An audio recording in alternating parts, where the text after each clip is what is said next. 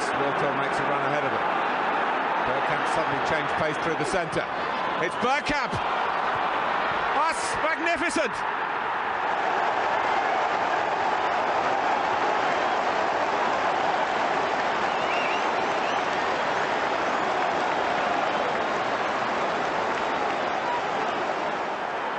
The move, and then this, which left Dabby's ass totally stranded.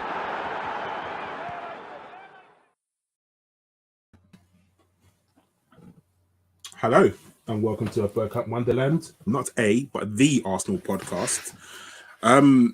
Everybody in ABW has been fired because at the start of the season, you'll remember that there was a certain pirate, I'm not going to say his name because for legal reasons, a certain pirate said that he will commit to one show a week. Danny has informed me that lasted maybe 8 shows. So what me and Danny have decided to do is to drive up to Danny, to load up Danny in his van, drive down to Plymouth and break Chris's legs, just so that he hasn't got an excuse now to run around Plymouth and vlog his running. So all he can do for the whole summer is talk about Arsenal, because that's what we want to do, right? Is that right, Danny? I think we should just do at the top right-hand corner. You can see these scumbags, what they're up to. Well, John's got a legitimate excuse. John's allowed time off. Josh said, what time? We said 7:30. He went, no. Didn't get back and say, top right-hand corner. Look at him looking guilty. Ellis did say, I can possibly make it, but it means I'll have to ignore his misses. I said, well, you've done 2 or 3 shows lately. Don't do that. Is Femi at a show or something? Did he say? I believe it's his daughter's birthday or his concert. I can't remember what he said. Either way, he's not here. He's not here. And then next one, Nick. Nick didn't reply. Richard, he didn't reply. James and Jock didn't reply. I don't know who this deviant is, but he ran away. OG, well, he's just too nice. And then you got the Giroud Llama. He said he'll come back for a show. And who's this? The other one? Here he is, Jeff Arsenal. Hasn't replied to a WhatsApp message in our group since October. If anybody sees Jeff Arsenal, tell him we're asking how he was. Cheer me then, Karl. Again. It is indeed, Danny. It is indeed. But to be honest, that's all we really need. He was, the 2 most handsome men in ABW and got the best beards as well, to be honest. So definitely it. How you been? I've been okay. I am currently on jury service. Obviously, for legal reasons, I can't talk about the case. But jury service is a very tedious and arduous task. It's a civic duty that you have to do, and I get it. Like, it's very hard to try and get out of. But seriously, it is, something different. But I am on a case now, and it's a very juicy case, and obviously I can't talk about it. But yes, I am currently away from work and on jury service. How is Daniel? I am good. I got up late. Actually, I got up early. Thank you very much, Sky, because my mobile phone hasn't worked for 2 bloody days. Went to arrange Sean's new car, and we arranged this 2 months ago, picked the colour from Audi. It's an Audi A1. And then I rang the woman today just to check everything's okay. She went, oh, no, we can't get that colour anymore. It's a 3-month wait. We're going to have to have it specially built. But we can get you a black one. Sean's last 2 cars are black. So Sean says, yeah, that'll do. And then, so did that. That's once the phone was working. And then I got 5 pink lady apples and threw them out in the garden and an entire punnet of red grapes because they'd gone minky. See, that's it. People that's like you are weird who eat red grapes. Green grapes, I can't eat red grapes. Genuinely, I can't eat green stuff. What do you mean you can't eat green stuff? I don't eat anything green. I don't like green bananas. I don't like green apples. I don't like green grapes. I don't like any of it. In the bin with a lot of it. Everything green is healthy, right? Well, majority of things. Bogies aren't good for you. They're not. On that note, so Arsenal, Danny, lost their last match versus Brighton. Now, we are going to talk about the Brighton game because I feel we need to, but maybe this was a little bit of a humbling for Arsenal, Danny. I mean, anyone who thought that there's a smidgen of us winning the title, obviously now knows that we have no chance at all. So, I guess we go and dissect the game, Danny. Did you watch the game? Yes, on I've watched Sunday? every single game this season, apart from the first leg of the last Europa League game. I missed that. So I guess we'll talk about the team. So we knew that Zinchenko was not going to play because he was injured against Newcastle. So the obvious choice was Kieran Tierney coming in for him. Kivio obviously played in chance of Holding, who was obviously playing for Saliba. So pretty much it was the first team apart, and obviously Jorginho kept his place, keeping Thomas Partey on the bench. Considering how good we played against Newcastle, was you happy with that team? Because for me, that was the team to play. So I've got no qualms with the starting lineup. What about you, Danny? For me, the only thing I was concerned about was the fact is Kieran Tierney going to play the Kieran Tierney role, or is Kieran Tierney at left back going to play the Zinchenko role? Because if he played left back, he'd be fine. If he plays inverted left back, there's going to be problems. And he played most of it. He played the inverted left back. I mean, the entire team. The thing that ruined us that day, Karl, was the fact that it's a little bit like, it is a great analogy for you. It's your daughter's 6th birthday, and next door it's their child's 6th birthday, and they have their birthday party first, and they've got a magician, they've got a wizard, they've got a bouncy castle, a swimming pool, a candy floss machine, a chocolate fountain, which is your nickname at school, and then they have that party at midday, and then your child has their party at 4 o'clock, and all you've got is a mangy old clown. Man City stole our thunder, didn't they? Once Man City won that game, and you went, oh well, that's the season done. And that's the attitude of all the players when they'd gone out there. They looked mentally defeated because we know the title's over. Now, if Everton would have done what they should have done and beaten Man City, I think we'd have seen a completely different game. Do you? Mentality is a thing, and I think after the game in our group, I think we were talking about it. Well, I wasn't. I turned my WhatsApp back on after the game. There was 130 messages. I clicked in, I clicked out, and I moved on with my life. As you know, like our WhatsApp group gets a little heated sometimes. We would have been heated. I think everyone wants the best for Arsenal, but we come from it from a different angle. I felt like we never got going, no matter what.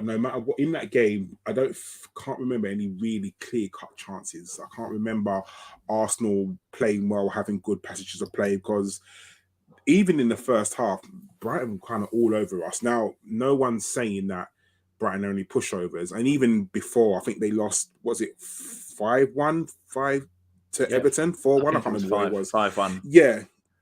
So you're thinking, if you get beat, if you can concede 5 goals to Everton, what can Arsenal do to you? And I think that maybe that might have been in their head to think that it was going to be an easy game. Now, Brighton have taken, I think, more points from us at home than any other team apart from Man City.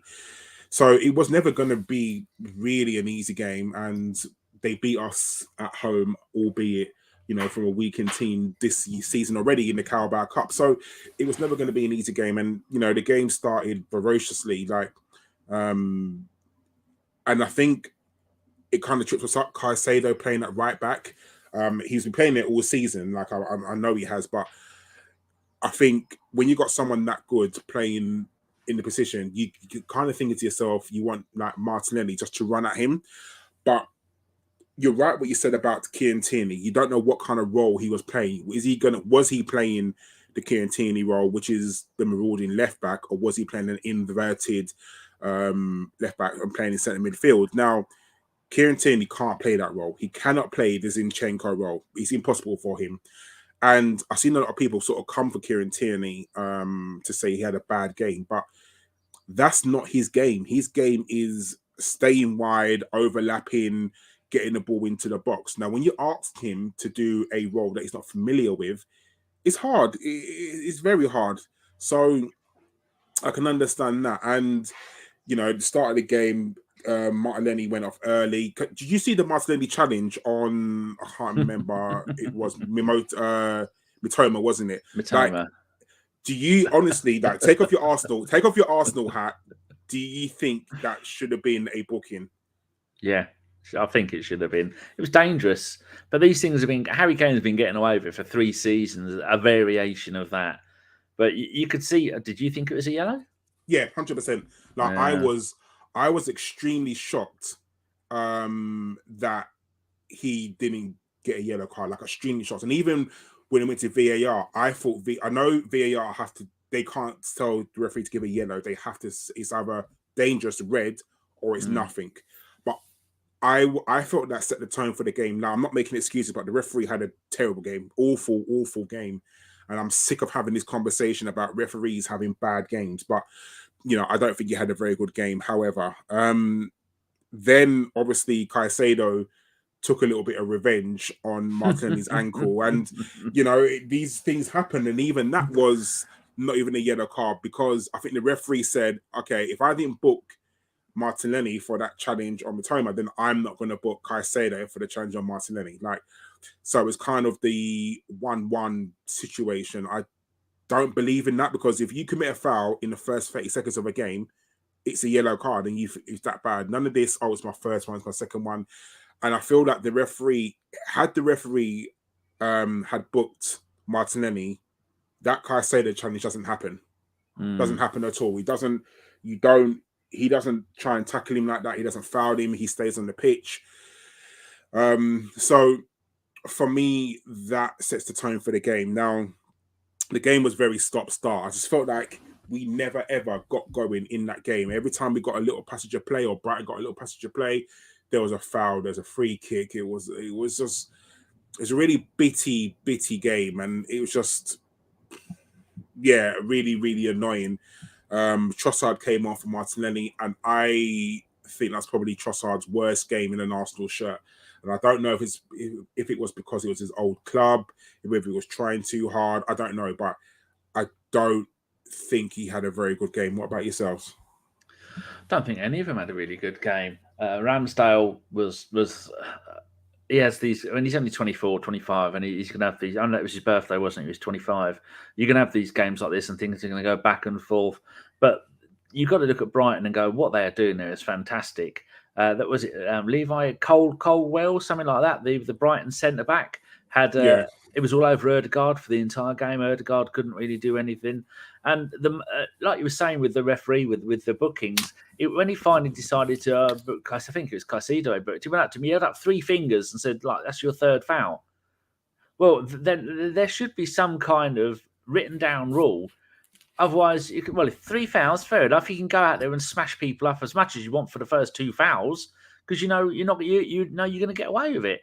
No, it's just depending on how much you do and how bad it is, because we saw that Martinelli got away with his one, and then Mitoma got away with his one, and then Caicedo spent the rest of the game attacking that Martinelli was on the pitch, attacking him, and then he gave a little high five or a low five to Mitoma, didn't he? Once he'd done him in, it was like, there you go, I've done him for you. Let's carry on playing. And I think it's just a combination of we've been so let down with the recent run of form. I mean, Chelsea and Newcastle results were brilliant. Any other season, you're going, oh, that's excellent. But then with the Man City winning earlier in the day, and then with Martinelli getting injured, and then just everything, the whole atmosphere, and then even the crowd were quite down at times. I think everyone kind of really knew that once we dropped, what was it, 2, 4, 6, once we dropped 9 points from those 4 games, everybody should have realistically known the season was over. Man City were never going to drop 5 points from the rest of the season when they haven't done anything like that in that short length of time all season.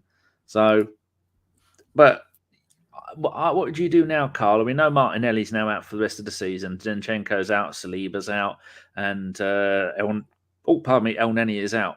Would you think there's any point just saying to the rest of those big players, the Saka, Ramsdale, Gabriel, Odegaard, go on, off you go, go on holiday for an extra 2 weeks, leave now, and then we'll just play other people in that position, because we can't finish 3rd and we can't win it, can we? No, I'd like to think that Arteta will do a little bit of rotation. So I'd like to think that against Nottingham Forest, that our backup goalkeeper will play. I'd like to think so. Just to give him some, at least, Turner, that's his name, isn't it? Like, I'd like to think that he'd have at least like 1 Premier League game No, he's played the Premier League game, hasn't he? Because Ramsdale was out for a few games. But I would definitely start Nelson. I would play Trossard in the Odegaard role. I wouldn't change the team too much. However, I would, I wouldn't start Saka, maybe put Smith Rowe in. I would do a little bit of rotation just to, I think, I know it sounds silly, but play one game a week. You look at like Saka, he has been absolutely knackered for a few weeks now. You look at him and he's just not got the same spark in him. He's just like, he looks tired, and still Arteta plays him literally game in, game out for 80 odd minutes, and I don't understand why. Sometimes we won the game and he's still on the pitch. But I don't know if you remember at the beginning of the season, he was saying that Saka needs to learn how to play like 50, 60 games a season to be a true professional. That's a lie, because you can give players rest. And I think even people like Gabriel, our centre-back, needs a little bit of rest. He's played almost every single game this season. And I think, but it's a case of who comes in. Would you trust playing Kieran and Rob Holding centre backs? Like, it's a very big ask, but I don't know if I'd rotate too much. That's not in Arteta's blood. He's going to want. I think you need to have some sort of momentum even going into the next season. So, it's good to change up the team sometimes, but I think you need to keep the base completely. And I don't know how much of this team that Arteta trusts. And you see it by the way he does his substitutions, which I think that's one thing we'll talk about a bit later. But his substitutions against Brighton were very weird, very, very strange. It was almost like, do you remember when we played Manchester United away and he just threw like all the attacking players on, and then we conceded 2 more goals? Like he threw the kitchen sink too early, and I think he's almost done the same in this game. Danny, I want to talk about the first goal. It was from the corner, and Kieran said he got stepped on.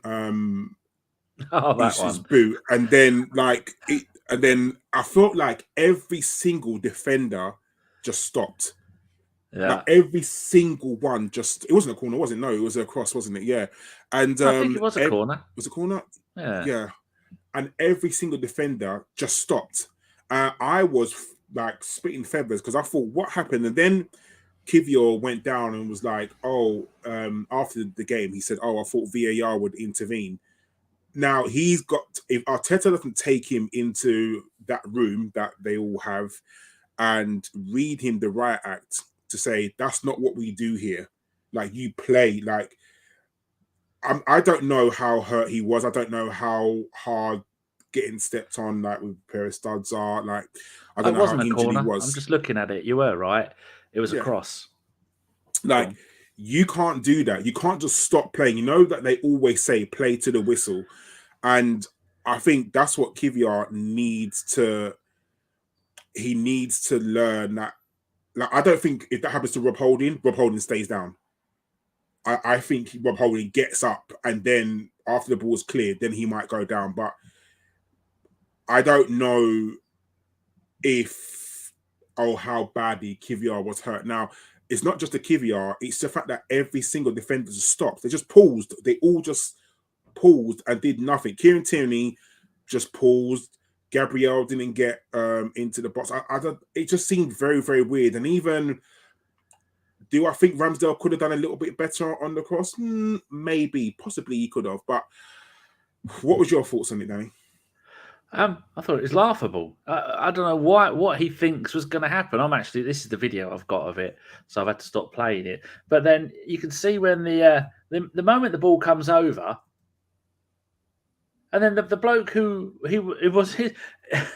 It's hilarious. Every time I see it, I think, well, hold on a second. The bloke stood on the back of his ankle. The boot's come off, and then he could have still got up, but he decides with his left hand to go down to his ankle and just hold the boot. Meanwhile, the bloke walks in behind him, headers it in, and then he doesn't even look. He doesn't even look behind him and go, oh, shit, oh, what's just happened? He just, no, I'm doing my boot. Yeah. Do we still carry on playing in this country with when the boot is going? When my boots come off, I thought they automatically the game stops when my boot comes off. And they think, what? I've never seen anything like that. Sometimes they'll go down and then they'll pick their boot up, or they'll just run around without their boot on, or they'll try and do something. But what you don't do is just go down on one knee, holding your ankle or your boot, when the bloke you're defending is right behind you. Then I'm looking at it now. He was laying down on the pitch for a little while after, going, well, make it look like I was injury physio because I think I fucked up real royally there. But then when he put the cross in, that bloke, he did an Ozil with a cross, didn't he? Spanked it into the floor, which messed everybody up and they didn't know which way it was going to go. But as soon as he got back up, put his boot back on, got back up and ran off, and he was perfectly okay. I mean, it's absolutely ridiculous. I've never seen. Have you ever seen anything like that before? It's crazy. No, it's mad. Like I said, when you're 5-6 years old, you get taught play to the whistle. Like, don't let VAR think they're going to intervene, because if there was no VAR, what would you have done? So I think that's kind of on him. Don't know if we're being too harsh, but I think that's a mistake. And if I'm Arteta, I'm fuming at QVR. Like, I'm absolutely fuming at him, and I'm telling him literally, don't ever do that again. Like, get up, head the ball out, and then complain to the referee. Like, don't think, I'm just going to stay down and hoping that the referee is going to intervene or that VAR is going to intervene. Because as we've seen, VAR is shit in this country. Like, they are absolutely atrocious. Well, VAR works. It's the operators of it that don't work very well. So there's that. I want to gloss over quickly the 2 goals. So this one, I want to show you this one. I've got it paused in the exact location. I don't know if people remember this. You can see there. Can you see my mouse on the screen? I think you can. So we had a free kick. The Brighton player gets the ball and boots the ball all the way out, all the way down to where Ramsdale. So Ramsdale comes all this way out to get the ball, and Ramsdale takes the quick free kick. And then once Ramsdale does that, he gives it to Gabriel, and Gabriel does it in to Partey, or one of those two, and they don't control it right. And then that's where the break comes on. And then this is the second goal, and then he's massively out of position. I mean, why is Ramsdale coming all that way? I know we're in a hurry to take it and try and go for the equaliser, but first of all, that player should have been booked for kicking the ball away, a quarter of the way down the pitch. Terrible. Yeah, and I think it was Trossard that gave the ball away, wasn't it? And got tackled. And then Ramsdale was out. I don't know why, but I feel like Ramsdale gets chipped quite a lot. For someone who's quite a tall keeper, I feel like this is like the third or fourth time he's been chipped this season. Maybe he needs to not be a sweeper keeper and stay on his line a little bit. I'm not too sure, but yeah, after that 2-0, you knew that we weren't going to come back, and it was just a really miserable performance. Now, for me, I think we talk about it now, Danny. The substitutions. If you're chasing a game, you're 1-0 down, you're at home as well, and you're chasing a game, do you take off your £50 million striker and your captain who's scored 15 goals and how many assists this season? Like, for me, that was absolutely bonkers. Now, Mikel Arteta could have had a master plan. I don't know what he was thinking, but did you get that substitution? He's done it quite a few times this season where he's taken off Odegaard, and you think, well, he's our captain, he's our most creative player. Why are you taking him off? And you'd still think, even in the later minutes of the game, he took off Jesus and Odegaard on 77 minutes. Now, Smith Rowe, has played absolutely virtually nothing all season since his injury. He got a few minutes at the end of the game against Man City. And then Eddie has really shown that Eddie hasn't really good. He isn't a player for Arsenal, sadly. And then, yes, and then you think, well, why are you doing that? Neither of these two are going to be. Haven't shown. Smith Rowe last season, an amazing impact sub, could have made a difference. But if you're chasing the game, like you said, you leave on Jesus and you leave on Odegaard. Neither of them were injured. You're not saving them for the Forest away game. So why take him off with 13 minutes to go?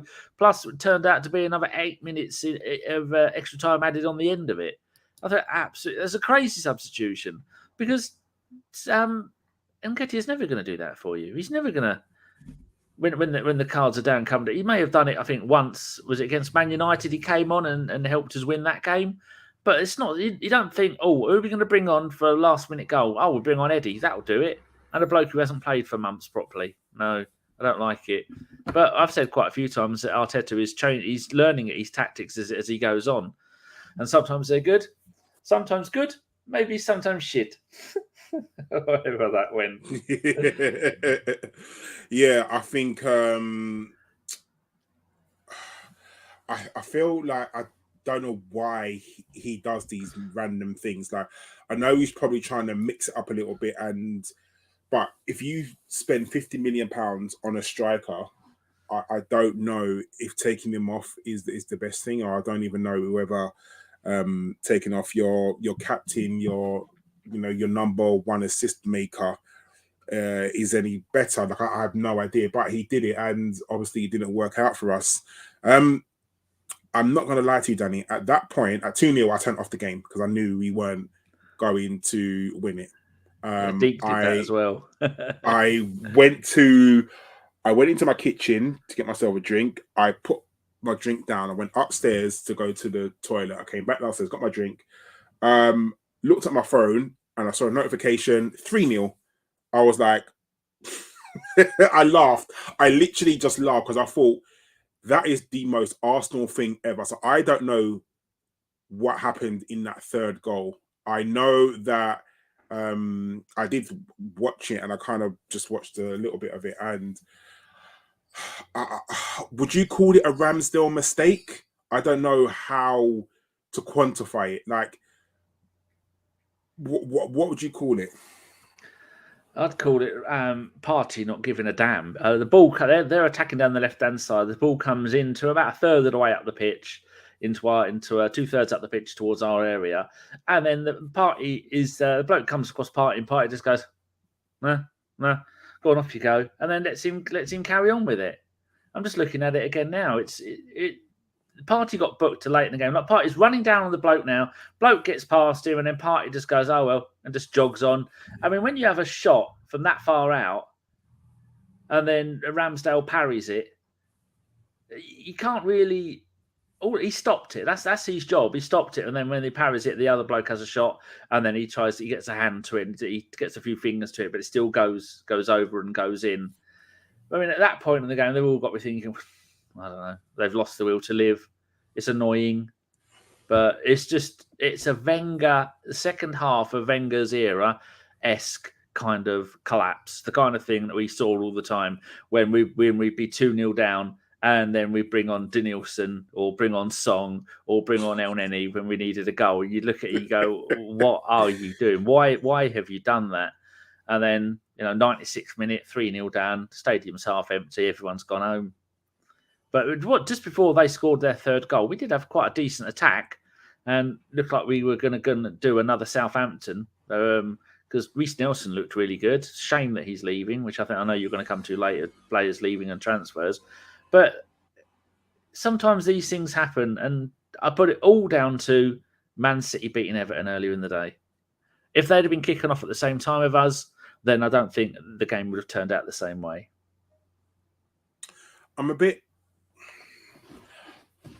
I think it was a foregone conclusion that Man City were never going to drop any points. And credit to Man City, absolute powerhouse of a team. We'll talk about their financial regularities later. But I am probably one of the ones where I think I was 60% believing that we was going to win the league, and I wanted to believe it. Like, I was really happy. Yeah. I wanted to. Like, I was. When you start believing and you give yourself that, you start thinking to yourself, do I start believing that we're going to win the league? And you kind of start dreaming about it. For me, I think it's, where do you think we kind of... Let's just wrap up the Brighton game. So, we've lost, and it's all... At the end of the game, you saw the look in everyone's eyes that, the league title's definitely gone. That was the game, I think, that broke everyone's heart. Even Odegaard in the interview said that, he's probably gone now. That was really bad. That was... I think that dressing room Do you remember in the All or Nothing documentary when we lost to Newcastle and they went into the dressing room and it was silent? And even Arteta said, "No, I don't want to hear no talk. I don't want to hear nothing now." Like, I've not watched that yet. Oh, okay. It was him saying, like, don't say anything. Like, you shouldn't be talking on the pitch. Now you're quiet. Like, I don't want to hear nothing because you've lost it. And I think everyone was just battered. I think that was like a really hard game. Like, even like we're looking at Ben White on the screen now, Mitoma took him, like, just absolutely ran rings around him. And I think it showed that Ben White on his day is very good, but on his other day he's not. When he's, it gave me shades of. Do you remember when Chambers was absolutely run ragged at Swansea, and he literally got rings run around him by the winger Jefferson? I think it was Jefferson. Like, absolutely destroyed him. I think that was kind of a performance like this. Now Ben White will bounce back from this. Like, he will. I have no doubt whatsoever. But that performance from the whole team, I can't think of one player on the Arsenal's team that played well. Like, it was a team that I felt like it was a team that played maybe midweek and then had another game and they all just looked tired. And, you know, for a team that's playing one game a week, I think it's kind of...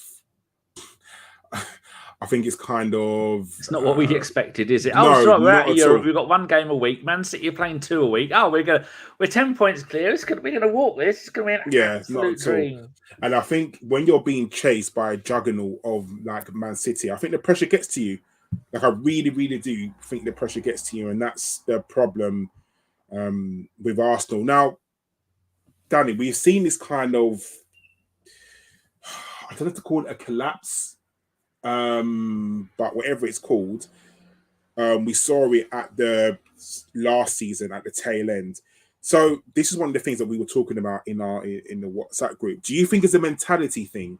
Now, you know, we're flying well. Now, just like last season, we were favourites of top 4, and towards the business end of the season, we started to drop points, and it's happened again. Like, we were flying, and towards the business end of the season, we've dropped points again. Like, what do you put it down to? Do you think it is experience? Do you think it's a management style? Do you think it's the players? Like, do you think it's the mentality? Do you think it's the effort? Like, I don't know. I can't put my finger on it. And even in the group, like myself, Chris, John, Josh, we was all going back and forth. We just don't know. So I'd be interested to get your opinion of it. Like, what do you think it is? Why is it that when our backs against the wall, the chips are down, and the business end of the season, why is it that we just cannot, you know, maintain what we do at the start of the season? And we've got up the my spreadsheet here, my Google Sheets of all the games of the season, and then you could see, like last season, we lost the last 2 games, the penultimate 2 games of the season. And the season before that, we had a good run. The season before that, we lost 2 out of the last 4. Season before that, we lost 2 out of the last 4. Season before that, we lost 2 out of the last 4. But then you look, once the pressure is off, we won the last game of the seasons for the last 10 seasons in a row. I think you can see there. Game 38, win, all the way down. And the last time we didn't win the last game of the season was... no, ignore that 99-0-0 because this doesn't. When I organise it high to low, it puts the year 99 after the year 2012. So that does still apply, though, down all the way down to there. So that's at least 10 like final games of the season that we have won. And it's like Mr. Waffles puts there. It's a collapse. And Boy 10 says, we lost Saliba and Tomiyasu. We need depth. If Holding and Saka's head on his shoulders, then different results to this season. We're probably still ahead by a point, but that's a big if. But it's just no coincidence, is it, that we regularly shit the bed towards the end of the season? Yeah, but can you put your finger on it? Like, do you think it's the age of the squad? Like, how many times can we put it down to the age of the squad? How many times can we say, oh, it's the experience? Like, what do we need to do? Like, you think that Arteta would have learned from last season, you know, missing out on the top 4, like you would have thought, okay, like I know what this team could possibly do. So I need to change. Whatever I did last season, I need to change to make sure the boys are mentally, physically ready. But the same thing has happened this season. So, you know, is it down to the players? Is it down to coaching? Is it down to the management? Like, it can't happen twice in a row and just be, oh, it's because they're young. Because they're a year older. Everyone is a year older now. I don't know what the reason is.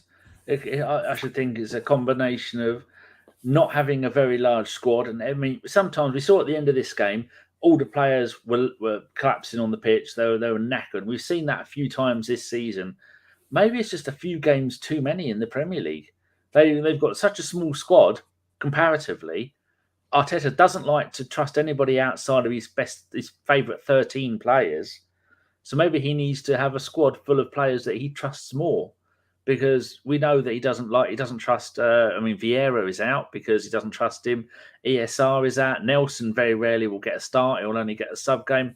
Eddie won't start games. We don't have anybody else to bring in like that. And he's made a bit of a gamble bringing Kieran in and getting rid of Big Bob. It's guaranteed if Big Bob's boot would have come off, he wouldn't have gone down on one knee and started fiddling with his ankle. He'd have picked the boot up, like someone said in the chat, and thrown it at someone, thrown it at the ball or something.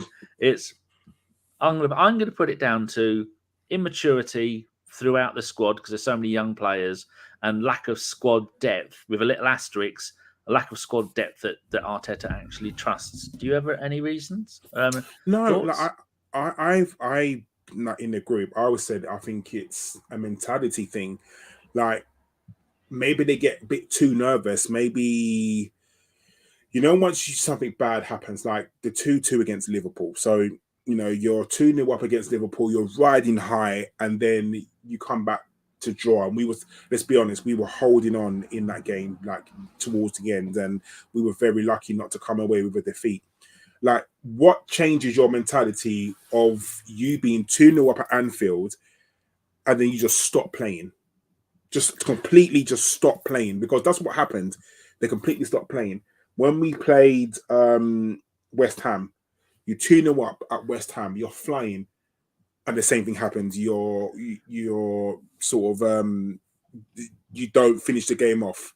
Southampton, who are the worst team in the Premier League, haven't won a game, haven't won an away game, haven't scored an away goal for God knows how long, and you let them come to the Emirates and score 2 goals and go 2-0 down.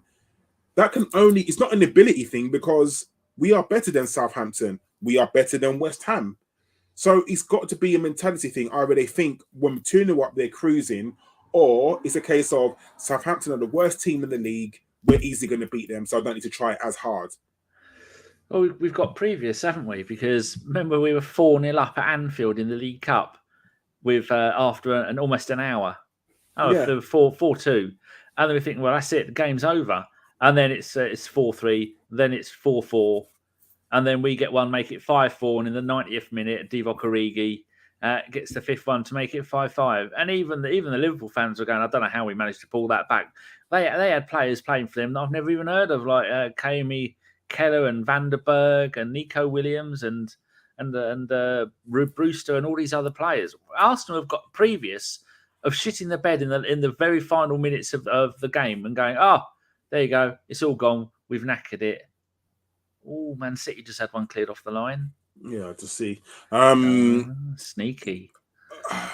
Yeah, it's just it's a very weird thing surrounding Arsenal, and then, you know, are hoping that, you know, next season we're going to be able to come away from that, and hopefully, if we are in the same position next season where we, you know, we're high at the table, we've got to literally look at this and say, look, it's happened 2 seasons ago. It happened last season.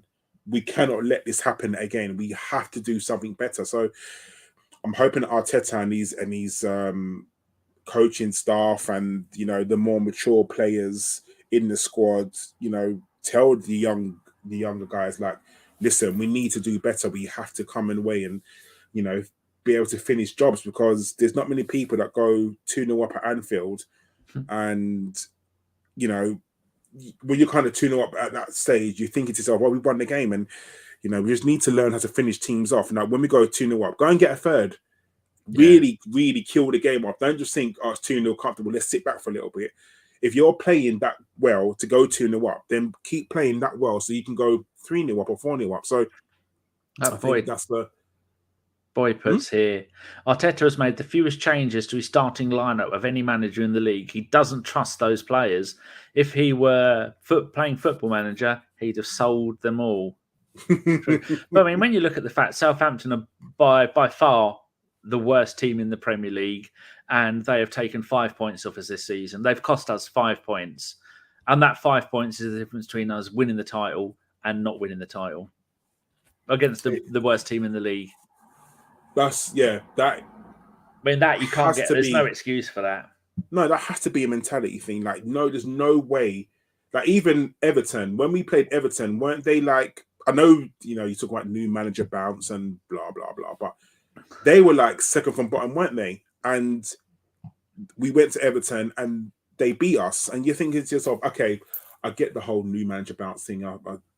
Whether I subscribe to that or not, I don't know, but.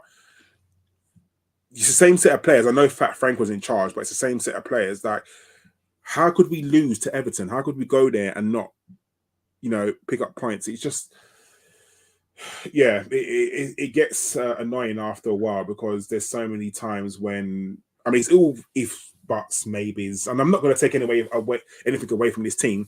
This team has outplayed themselves this season. There are so many times this season where we've come back from a defeat or we've won games.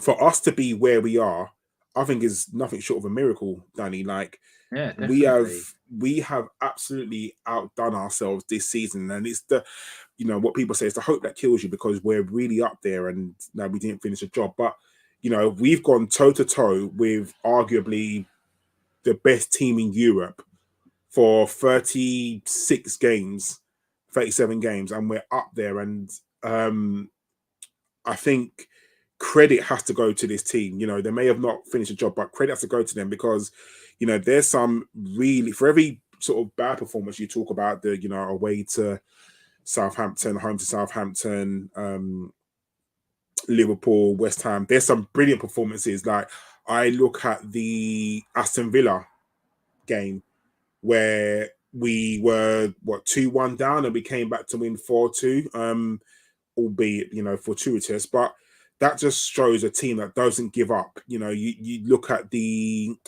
Brentford 3-2. You know, how many teams go 2-0 down and then come back to win 3-2, like the last kick of the game? I just think it's, you know, it's brilliant what this team does. And, you know, Arsenal, for me, this season have been absolutely brilliant. I'm not going to take anything away from them. I think it's just been absolutely fantastic. It would have been nice to finish the job off, but you know, I don't know if I subscribe to all this phase 2, phase 3, phase 4, phase 5 thing.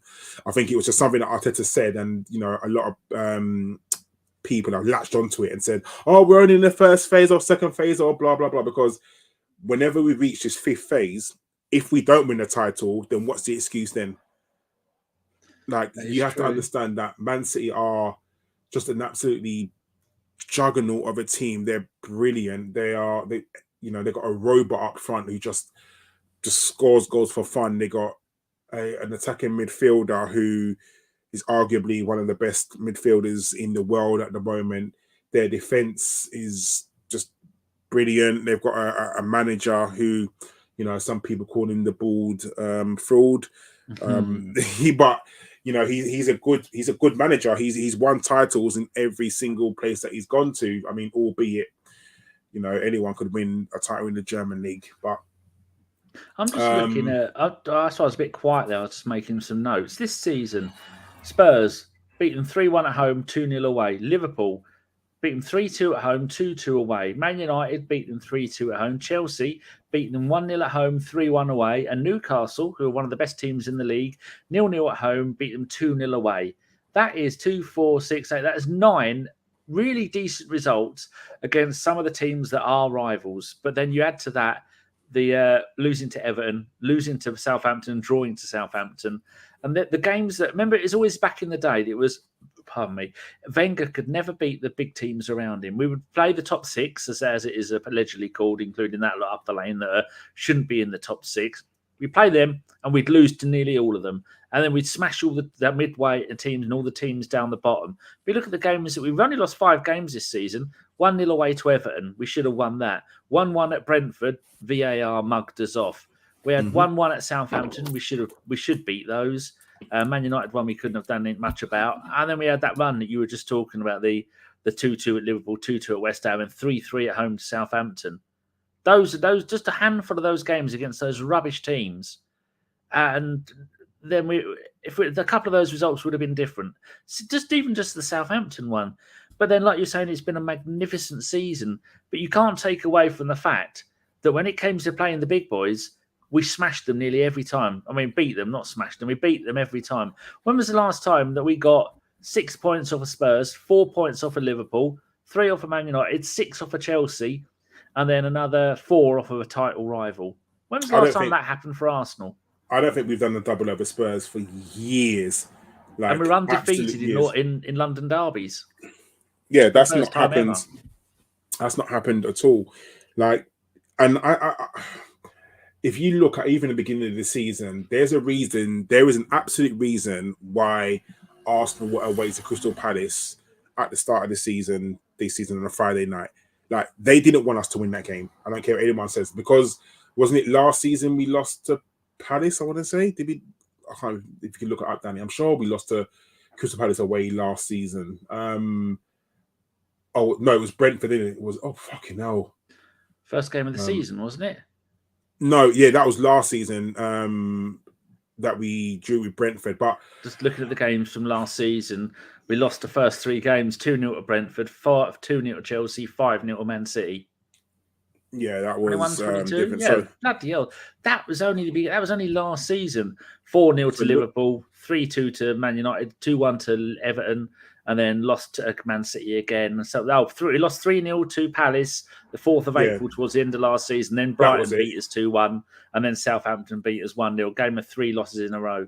So that was it. That's why I think they put Palace on like the first game of the season away to Palace Friday night. They went Arsenal to get off to a loss, but we won the game. So, we have learned from the previous season, like the games that we kind of dropped some points away to Palace, which is a hard place to go. We beat them. So, going on to next season, which is, I guess what everyone wants to talk about, transfers. In the press, there's been loads and loads and loads of speculation, as there is, because it just comes to silly season. Back. Yeah, all the ITKs are straight out. Like, all these accounts that you don't see automatically come along and start as soon as Arsenal mentioned. I know what's happening. I've got a mate. Shut up. No, you don't. None of you know. Fuck all. Like Mike Hertz, but today, no one knows anything. Shut up, you attention-seeking morons. Yeah, exactly. Like, all of them, every single person who comes out says, I know something. None of you know.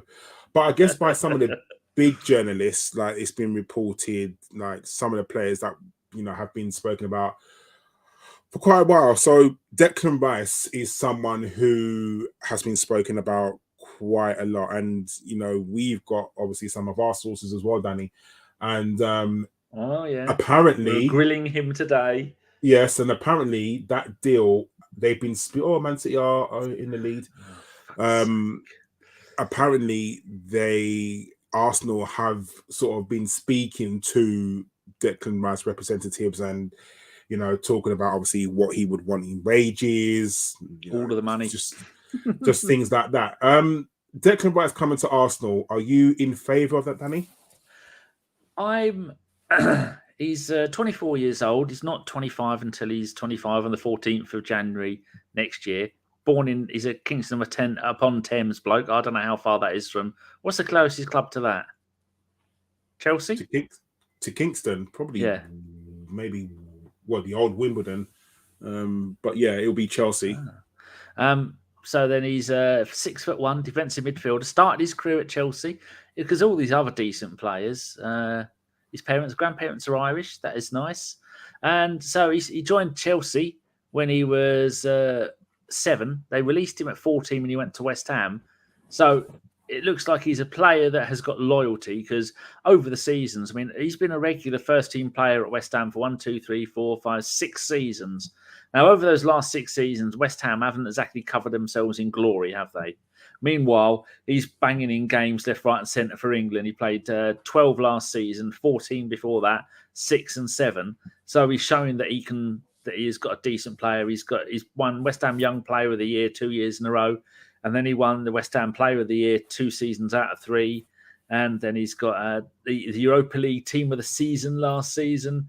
And so he's winning all these awards and he's still staying at West Ham, which I think is a good thing because it shows that he's got loyalty. So when he does move, he's not an Anelka where the first time someone shows in their knickers with a £5 note wrapped up in it, he's, well, I'm off, I'm signing for that club. He's got loyalty, which is something you need to have when you're going to be part of the Mikel Arteta rebuild, which is something we're looking forward to. So on that behalf, I'd say yes. I don't think I've ever taken too much notice of him. When we watched Brighton, we saw Caicedo stood out as brilliant. I've never seen Declan Rice stand out in that kind of way. And I've downloaded all the games from this season. I should go back and watch them. But the census of opinion seems to be he's a fantastic player. He plays for England, and Arsenal want him, and he wants to come to Arsenal. So I won't be having a banner up that says Declan Rice out or anything like that.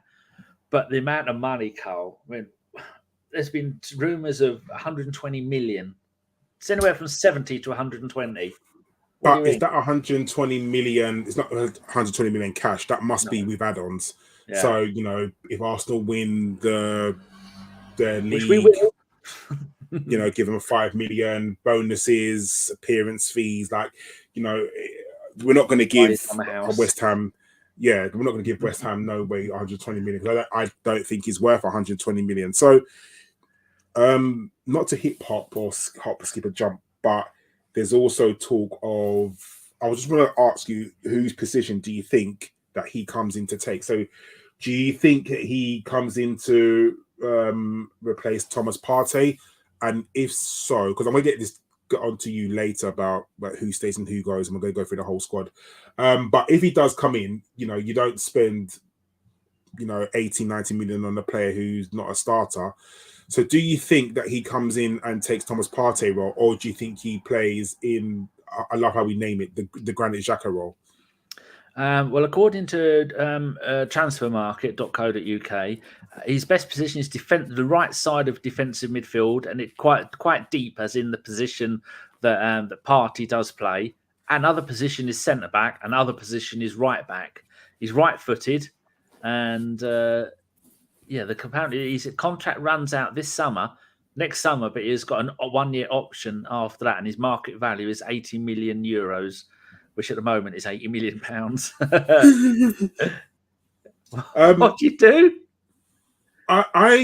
You just made a noise. I wasn't looking at you. What did you do? I yawned and laughed at the same time. I thought you were being mugged. I thought, oh dear, better turn back and see who it is. I think definitely the position is going to be there. The standing in front of the back four, going none shall pass. That's his job. And that's what he'll do. And if we look at how many games, Partey played 1 million games a season, every season for the 30 years before we bought him, and then he fell apart. This season, Declan Rice, 46, 50 last year, 35, 40, 38, 31. So but actually, it's more, he should do the Premier League games, give you a better idea. 35 this season, 36, 32, 38, 34, and 26 in his breakthrough season. So he's missing, on average, 2 or 3 games a season. That's what we need, isn't it? Yeah, you need someone who's going to come in and be that midfield sort of rock. Another player that's been mentioned is Caicedo from Brighton. So I don't know. I mean, I don't know if you saw the interview after on Sky Sports, and where the Brighton manager De Zerbi said that, there's a possibility that we're going to lose Caicedo in the summer, and we're going to lose McAllister, I think they said as well. Would you? It's a silly question because, of course, you're going to want Caicedo. That's a given. He's an excellent player. But do you think there's room this season to buy Caicedo and Granit Xhaka. Sorry, Caicedo and Declan Rice. Well, it's. I'm just going to look at, because I'm never sure of players' positions because I haven't played Football Manager well. And according to Transfer Market, he plays in exactly the same right side of the ahead of the defence in defensive midfield, and his other position is central midfield. 21 years old, market value of 55 million, and he is 5'10". I can see him going into the Xhaka role more than and playing slightly ahead. He's only been playing for Brighton's first team for one season. Last season he played 8 games. This season he's played 39 all comps. And before that, he was in Belgium on loan. And before that, he was back in Ecuador. So I think there is room for someone like Caicedo to come to Arsenal and play in be earmarked for the Xhaka position. But at the age of 21, he's not 22 until November, to be understanding when Arteta says to him, I want you in the club. This is your future role, the Xhaka role, but you're not going to be playing every game from now on, and maybe have another player that is going to stay in that kind of position, which for me, ideally, would be Xhaka. Because I know Xhaka's been on a roller coaster ride, but would you have them both? Do you think there's money for them both? Because if the owners look at what Arteta has done and the players that he's bought, it's working. There's a couple of players that may not have worked out perfectly. Well, Tavares, Lokonga, and Vieira. But the rest of them working out quite well, aren't they? Will they trust him with another 300 million? The problem that's exactly how we're all feeling. What you just said. Yeah, I think the problem with that is who goes, which I want to talk about the ins first before we talk about the outs. Yeah. And that is the problem. Have we got room? And if it's only, did you say it's only this season he's been a starter, Caicedo? Yeah, he's this season. Last season he played 8 Premier League games, but he was also at the beginning of last season he was sent to Belgium, Beerschot, and he played 12 games for those, and then he came back and played 8 games. Actually, it depends on which way around his move went when he went to Beerschot. I guess he went to Beerschot at the January transfer window last year. Not this year, the last year. So part of the season he played at Brighton, then he went to Beerschot. I guess my issue is he's only played one season in the Premier League and everyone's sort of falling over him. Yeah. If you give Caicedo, if you give Brighton, what did we offer last season? 80 million? Or in January, we offered 80 million or something along them lines? I've no idea. Yeah, I think it was something along them lines and we didn't get him. 75. It was between 75 and 80 million and we didn't get him. So if you think that Rice is going to cost north of 80 million, and that's all the money. And Brighton are going to want exactly the same. So that's 160 million on two positions. And, there are more positions that we need to strengthen. Do Arsenal haven't got that Manchester City money? We don't have 160 million to spend on 2 players. So that's why I'm a bit more skeptical of whether we get Caicedo and Declan Rice. If it's one or the other, we're probably going to go for Declan Rice, more than likely. But that's it. There's another player that we've been linked with, Danny, another central midfielder. I think Boyton Dio has mentioned it. Xavi Simons. I don't know if you've heard of him. I have actually. I remember a long time ago. Chris was on the pod, and I said, "I've seen this bloke playing for. He's playing in Holland, isn't he? I can't remember what PSV. Side. Where's Boyd? Is this it? Where's it? PSV. And I said, "Oh, he was at PSG." And he said, "Oh yeah, but they've sold him there with the understanding that he's coming back." Because he's goals, and I think I was only looking at Cody Gakpo, and I was looking at him and seeing the kind of stuff that he did, and then I noticed this other bloke who went bloody hell. So I watched one game. That's all I've watched playing in a European game tournament. I don't remember which one it was. I remember thinking, bloody hell, yeah, that kid looks good. And then Chris said, yeah, he's definitely going back to PSG at some point. So apparently he's been offered to Arsenal because apparently he's changed agents. I'm always skeptical when players get offered to the clubs because I always think But this season, so for PSV, he's played in Eredivisie, played 32 games and scored 16 goals. Now, that's not bad. That is, for a central midfielder, that is extremely good. However, Danny, this is the Eredivisie. So I am...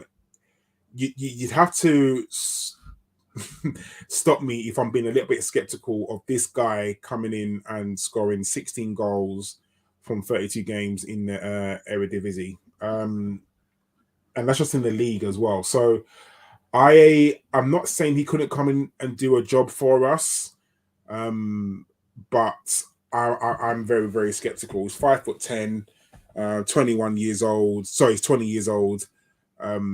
I believe he plays centre midfield, sort of almost between the Granit Xhaka role and the Martin Odegaard role. I don't know how much you know about him, Danny, but do you think it's a prospect? And if, depending on how much he goes for, would you take him? Well, I was hoping to see him play against us when we played him in the Europa League. He played in the second game, the one where we was it the first game? I can't remember which way round the go. He played the first game. I'm sure he played the first game. He played in the home leg, and then they took him off after. Just looking here, Xavi came off after. Oh God, where's the name? Oh, came off after the 90th minute. I don't remember him having an amazing game. Also, in that game, I don't remember Gakpo having an amazing game. And there were the two players that I was watching. Maybe that's the game that I said I'd only watched him once. Maybe it was that one. I don't think either of them were fantastic. And I said, when Gakpo goes to Liverpool, he's not really going to do much. Well, showing what I know about football, Gakpo's gone to Liverpool, and I'd say he's been a success there. Been a really good player. But what I don't want is another curly-haired tit, just like Guendouzi, that as soon as he comes and signs for Arsenal, he's rubbing himself with putting on a Barcelona or Real Madrid, going off the toilets and having a little rub of his legs, like in Uvavo. What was that? That show on BBC Two with Bob Mortimer. You know, that matey boy used to get up on the... he'd rub his legs. Yeah. Get all excited. That's a joke for people that are outside the UK that have no idea what I'm on about. Shooting Stars with Vic Reeves. He used to get excited and he'd jump up onto one of the panelists on their table and he'd start rubbing his thighs and squatting down in front of a lady going, "Oh, bravo," and stuff like that. No, actually, he said that later for the picture thing. That's the gist of my point. That's the image that was in my head, running around in circles saying, "Say this," and it made no bloody sense. I don't want someone who, as soon as they get here, is going to start thinking about where they're going to go to next, like Guendouzi obviously was. And with him having PSG DNA, I think that's where he's going to end up going sometime sooner or later. I mean, I know they've got a buyback clause, but obviously if they sell him to us, if PSV sell him to us, then obviously that clause is kind of gone.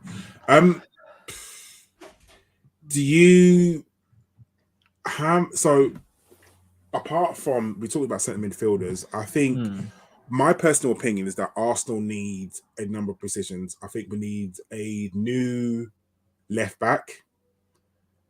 I think we need another centre defender. Our new left back is currently playing for Brighton. Our new central midfielder is currently playing for Brighton. And our new attacking midfielder is also currently playing for Brighton. Listen, we've got two of their players at the moment. We can't have any more. You know, when Wolves had all those Portuguese players, their away kit was green and red. Literally, if we get any more Brighton players, our kit's going to have to be blue and white stripes. Josh will love that. He'll buy it. That's a dream come true for him. A blue and white stripy kit with an Arsenal badge on it. He'd sleep in it. A gun with a seagull just resting on top of the cannon. That's it. Do you think there's room that we're going to need another striker this season? Next season, sorry.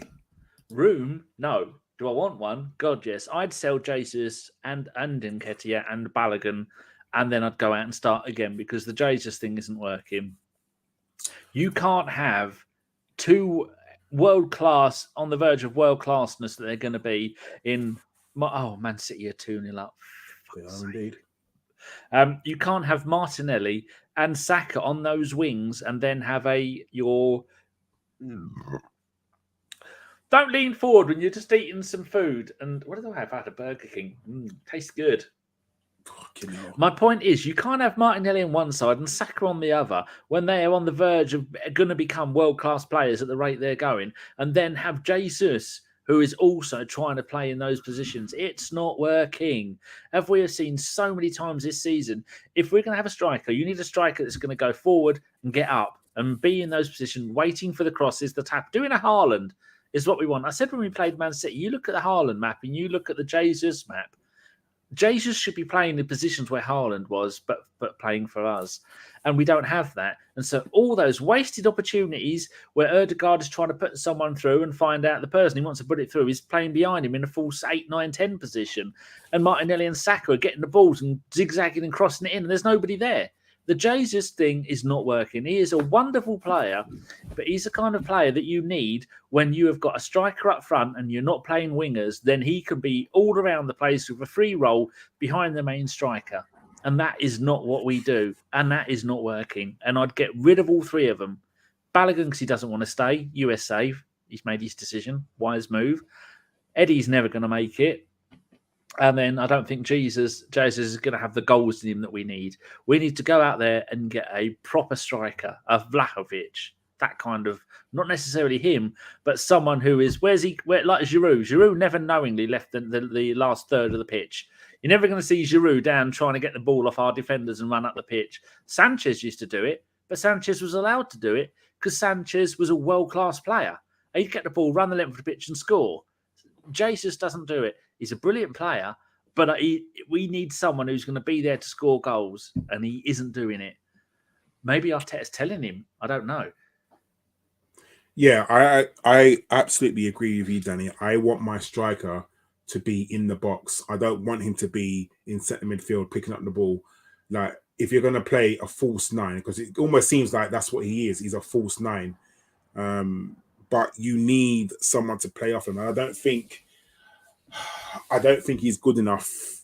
No, I'm not going to be like you. I don't want him to leave. I think he's good. I would play him almost in the Odegaard role, because if you're going to run that much, play centre midfield, play attacking midfielder, and have a player in front of him. You're right. I think we need to change the dynamic a little bit. I would have loved someone like Vlahovic, or I guess we're touching it now quickly, the Ivan Toney thing. Ivan Toney would have been an absolutely dream buy, and I think he would have come in and I think he would have changed Arsenal. There was talk of it, a lot of clubs going in for him, talks of Manchester United going in for him, talk of Arsenal going in for him, Chelsea, a load of things. But obviously now, as everyone listening to this, he's now got an 8-month ban from all football activities for betting. I don't have a problem with the FA or Premier League or whoever it is giving him this ban. If he's done something wrong, then by all means, fine. Like, ban him, do whatever. We don't know the ins and outs of what he actually done. We don't know if he was betting on the games that he was playing in. I don't know. Don't want to speculate. The issue I have, and I'm not going to get too deep into this, Danny, is when Suarez was found, and John Terry were both found guilty of being racist, they both got like 4-game bans. So for me, the FA/Premier League are showing that they don't read, when it comes to betting, that's it. Can't do that. But racism, it's not too bad. It's not too bad. Like I said, racism isn't bad, but betting is bad. Betting is legal, but racism isn't. And which one gets the bigger fine? It just like I said, if David Tony's done something bad, ban him. He's done something wrong, and by all means, he should get that ban, because we don't know what it is. But my issue is that John Terry was found guilty of being racist, and he got a 4-game ban. Luis Suarez was found guilty of doing exactly the same thing and 4-game ban. But Ivan Toney's betting, but that's fine. Like, Man City have had 100 charges against them. 100, or over 100, wasn't it, Danny? I believe. Like, it's 120 something. Yeah. 130, and nothing has happened to Man City. Like, it's crazy. And we're not saying we don't know what's going to happen in the future, but, you know, the FA have gone to Man City and said, oh, we're going to charge you 120 odd times, but they're still playing football, still allowed to win games, still doing it. Like, I just think they got their priorities wrong. Now, okay, that's me off my soapbox. Would you, and I don't know if this is, maybe this is something I need to ask Simon, when Ivan Toney is banned from all football activities, does that include transfer as well? Because is it worth saying to Brighton, do you know what? Here's 50 million. He can't play until January, but we'll take him. So you take that 50 million and you go and invest in another player. You go and buy whoever, and we'll take him on. Like, I don't know. Brentford. That's the one, Brentford. I thought you meant sell him to Brighton. I thought they can't afford him. Brentford. So I think it's an FA Premier League ban. I think the only thing he could do is go and play in another league, and then. But the ban is weird because it covers 8 months, but he only misses 5 games of next season because it's up until the 12th of September next year. I thought it would be 8-month ban of when. So in the summer doesn't count. So he missed 2 games at the end of this season. I thought it was until. That's a good question, because I thought it was until. Is it 8 months from now? To when it was backdated. But I found the jury that fined him. Look, there they are. Lovely fine. all white gentlemen, all of them an average age of 160. They're the ones who said racism is okay, but betting is not okay. And so they're all guilty. That's the ones. Who'd have guessed, Karl? Who'd have guessed? No, I believe he's missing something like 5 months of next season. No, I read it was the 12th of. I'm going to go and have a look at the thing and then see what it says about him. I'm going to go to Brentford and then see if it says anything about when the ban ends.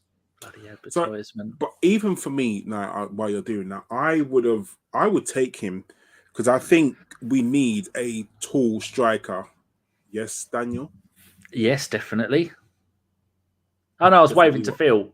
Oh, I feel like we need a tall striker. Like, even taking a punt on Dominic Calvert-Lewin. Like, when he's fit, Dominic Calvert-Lewin is a handful. Like, he's an absolute handful. He's a big, tall striker who gets around.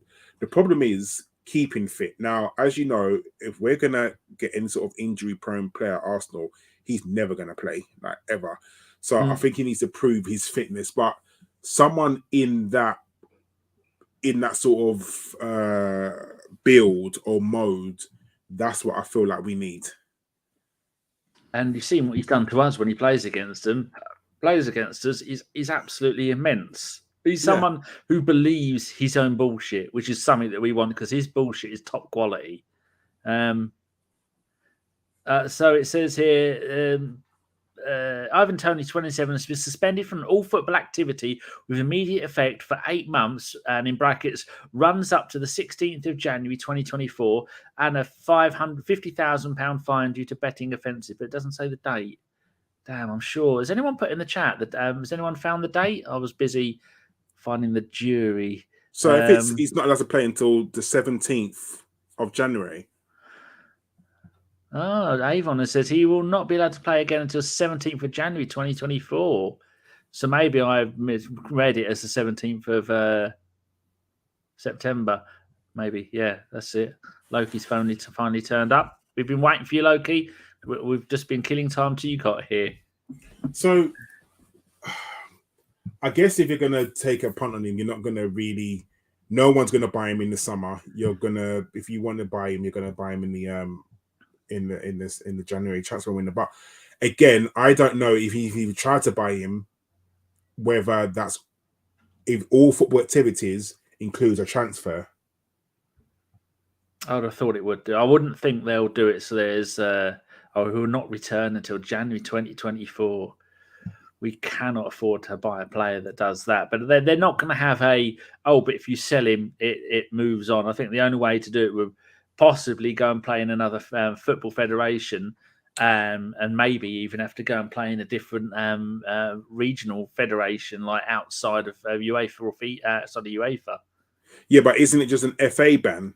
Yeah. So if it's an FA ban, he could go to France or Italy or whoever. Even if you said to them, oh, "Okay, we're going to give you Ivan Toney on loan just to keep up his fitness."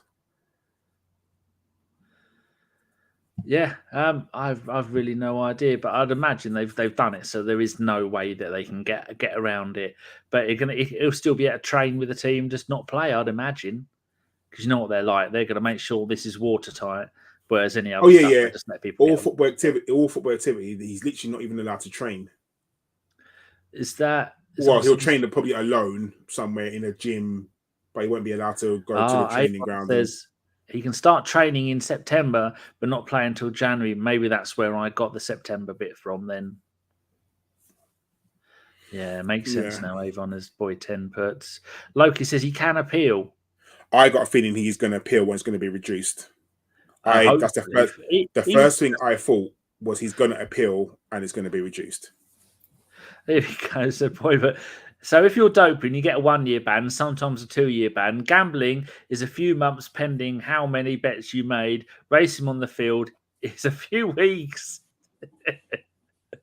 It'd be laughable if it wasn't so funny, wouldn't it? So true. Yeah, it's just Barton got his ban reduced by 6 months. Maybe what they'll do is the old you'll get a 1-month ban and a certain amount of it restricted, but then the fine will still be 50 grand. I mean, why even 50 grand? Well, what's that going to do to him? He probably loses that in one bet. He's not going to be bothered about that. He probably put a 50 grand bet on that he's going to get banned. He's cashed in. He's made 2.4 million from this. I think, I think he's going to get his ban reduced by probably about 3 months. So he'd only have to serve something like 4 or 3 months. I can't see him doing 8 months at all. You can't ruin someone's career when he's there. Plus, he's an England international now, and that usually gets you some leeway, as John Terry found out. Yeah, so... Yeah, I've got a feeling he's going to appeal. It'll be reduced and he'll be back. I'd love him at Arsenal, definitely. He's got that winning mentality. He stands there. He's the kind of bloke that has a shower and then he stands there naked looking at himself in the mirror going, fuck yes, yes, look at me. That's how he looks when he scores a goal. He just stands there like Giroud does and Ibrahimovic and all that lot, all them toned, muscular goal-scoring machines. So, Dan, I want to talk about the outgoings at Arsenal because there's been talk of a few. Huh? This could be a list. Yes. So, our Simon has sort of said that Granit Xhaka is going to leave at the end of the season. He's going to go to Leverkusen for 15 million. Do you think it is time for Granit Xhaka to go? Do you think, he's been a great servant to the club? There's so many times he's going to leave and he stayed. Even before Arteta came in, he was talk about him going and he wanted to leave, but Arteta told him to stay. I kind of convinced him to stay. Do you think it's now time to move on from Granit Xhaka and, give him his flowers? He's done well for us and let him go? Well, I'm just looking here. Transfer market as usual. His contract runs out at the end of next year. Oh, I can't get this fucking can open. So you've got to look at this 2 ways. Did we pay about 35 million for him? It was something along them lines, yeah. That was 7 seasons ago, something like that. For someone he's only 31, isn't he? You get the feeling if Xhaka he's 35, 36. No, he's 31. For somebody who plays in that position, he's coming to the peak of his career. I don't want to look back at that and go, bloody hell, Granit has gone over there. But Germany is a very, very decent league. I don't want him to go over to Germany and then playing for Leverkusen, who are a really decent team, and then go, we really could have done with him. Because this season, he's played 35 out of 36 Premier League games. He's played 45 games all season, scored 7 goals. He's at the absolute peak that he is at. No, he's 30. He's not 31 till September. He's at the absolute peak of his Arsenal career. Last season he scored 1 goal, 1, 4, 3, 4. 7 goals in 45 games this season. He's loving life.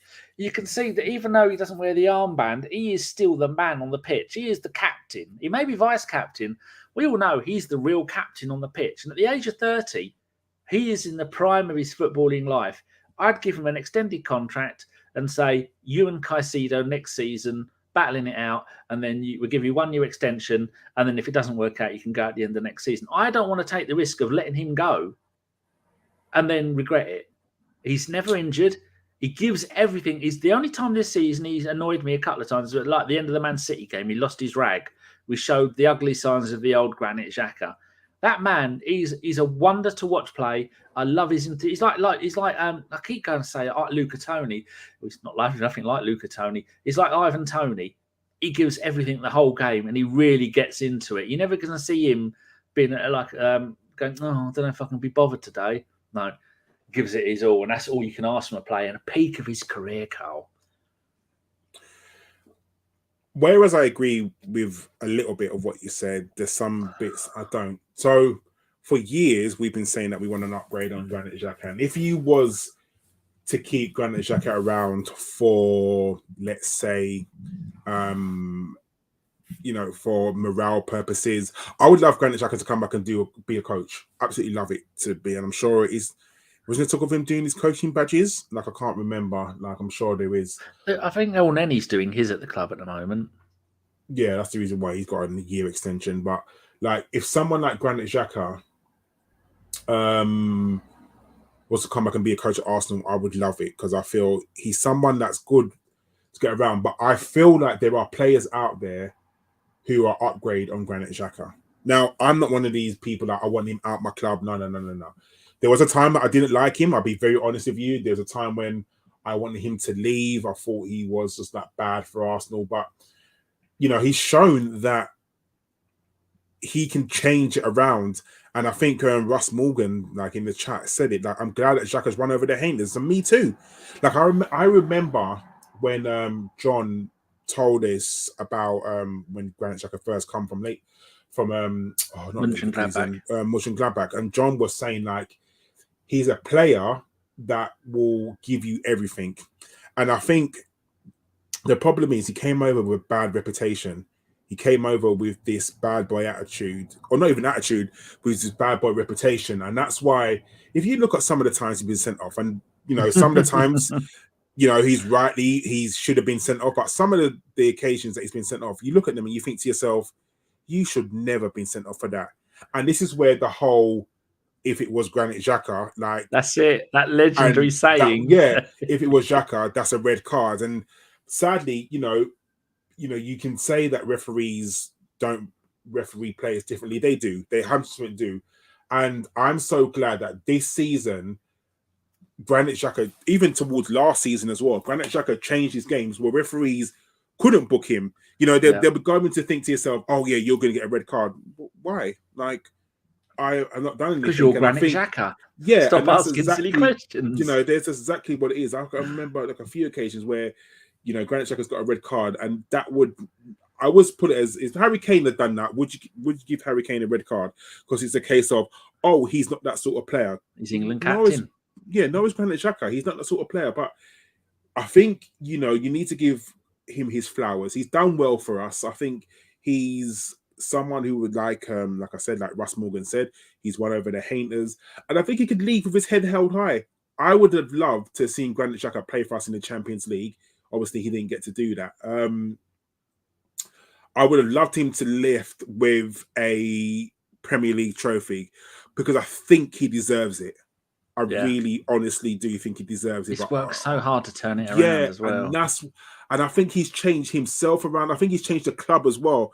Like I said, if I could keep Granit Xhaka in the dressing room, even in an El Nene capacity, because, let's face it, El Nene is not really going to play. He's literally going to be the Rob Holding of next season.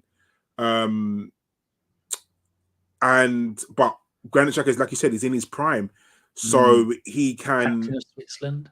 Yeah, so he's in his prime. So I think it's a case of, you've done well for us. We're going to give you what you want. And, if his family wants to go back to Germany and he wants to raise his family, back in Germany, then you know, so be it. You got to give him his due. He's done well for us. So be it. And I'll be quite sad for Granit Xhaka to go. That's just for me. Another player I want to talk about, Danny, is Emile Smith-Rowe, and I feel like he's someone that divides opinions so much. In right now, in your heart of hearts, if I was to put you on the spot right now, does he stay or does he go? Stay. No, not what you want. What do you think is going to happen? Stay. Arteta can't be that stupid. We're going through the same scenario now as we were going through with Martinelli after Martinelli had that injury that put him out for I think it was the rest of the season. And then he was fit and he wasn't playing. And then it turns out that Arteta had been taking him down to the laboratory underneath the Emirates and injecting him with spider venom. And then he was developing him as into a superhero, with as quick as the Flash and as strong as the Hulk. And that's what's going to happen with Smith-Rowe. He is so adaptable. You would have to be off of your bloody trolley to have someone like Smith-Rowe who can play left wing, right wing, left midfield. He can play in the 10. He could probably play as the false 9. He can play as the 8. Having someone who's an England international, he's only 22 years, he's 23 in July, pardon me, and to have all that ability. I mean, last season, 11 goals in 37 games or 10 in 33 in the Premier League. This season, 13 games, all competitions. His season has been ruined by injury. And so maybe Arteta's, hopefully, what Arteta is doing is said to him, look, your season's over. What I'm going to do, I'm going to involve you in the first team. You're going to get a few run-out games just to check that your injury isn't going to come back. Because remember, last time he came back, he was injured again. And I'm going to have you ready for next season. And you're going to be a major part of this team. Because he could save Arsenal 60, 70 million quid. Because he can play. There was someone said there's a rumour that they're trying to train him to play in the Xhaka role. I don't think I could see him doing the Xhaka role. I don't think he'd want to do the Xhaka role. I think his ideal role, according to the shirt number on the back of his shirt, is the Bergkamp role, the Odegaard role. That's what he wants.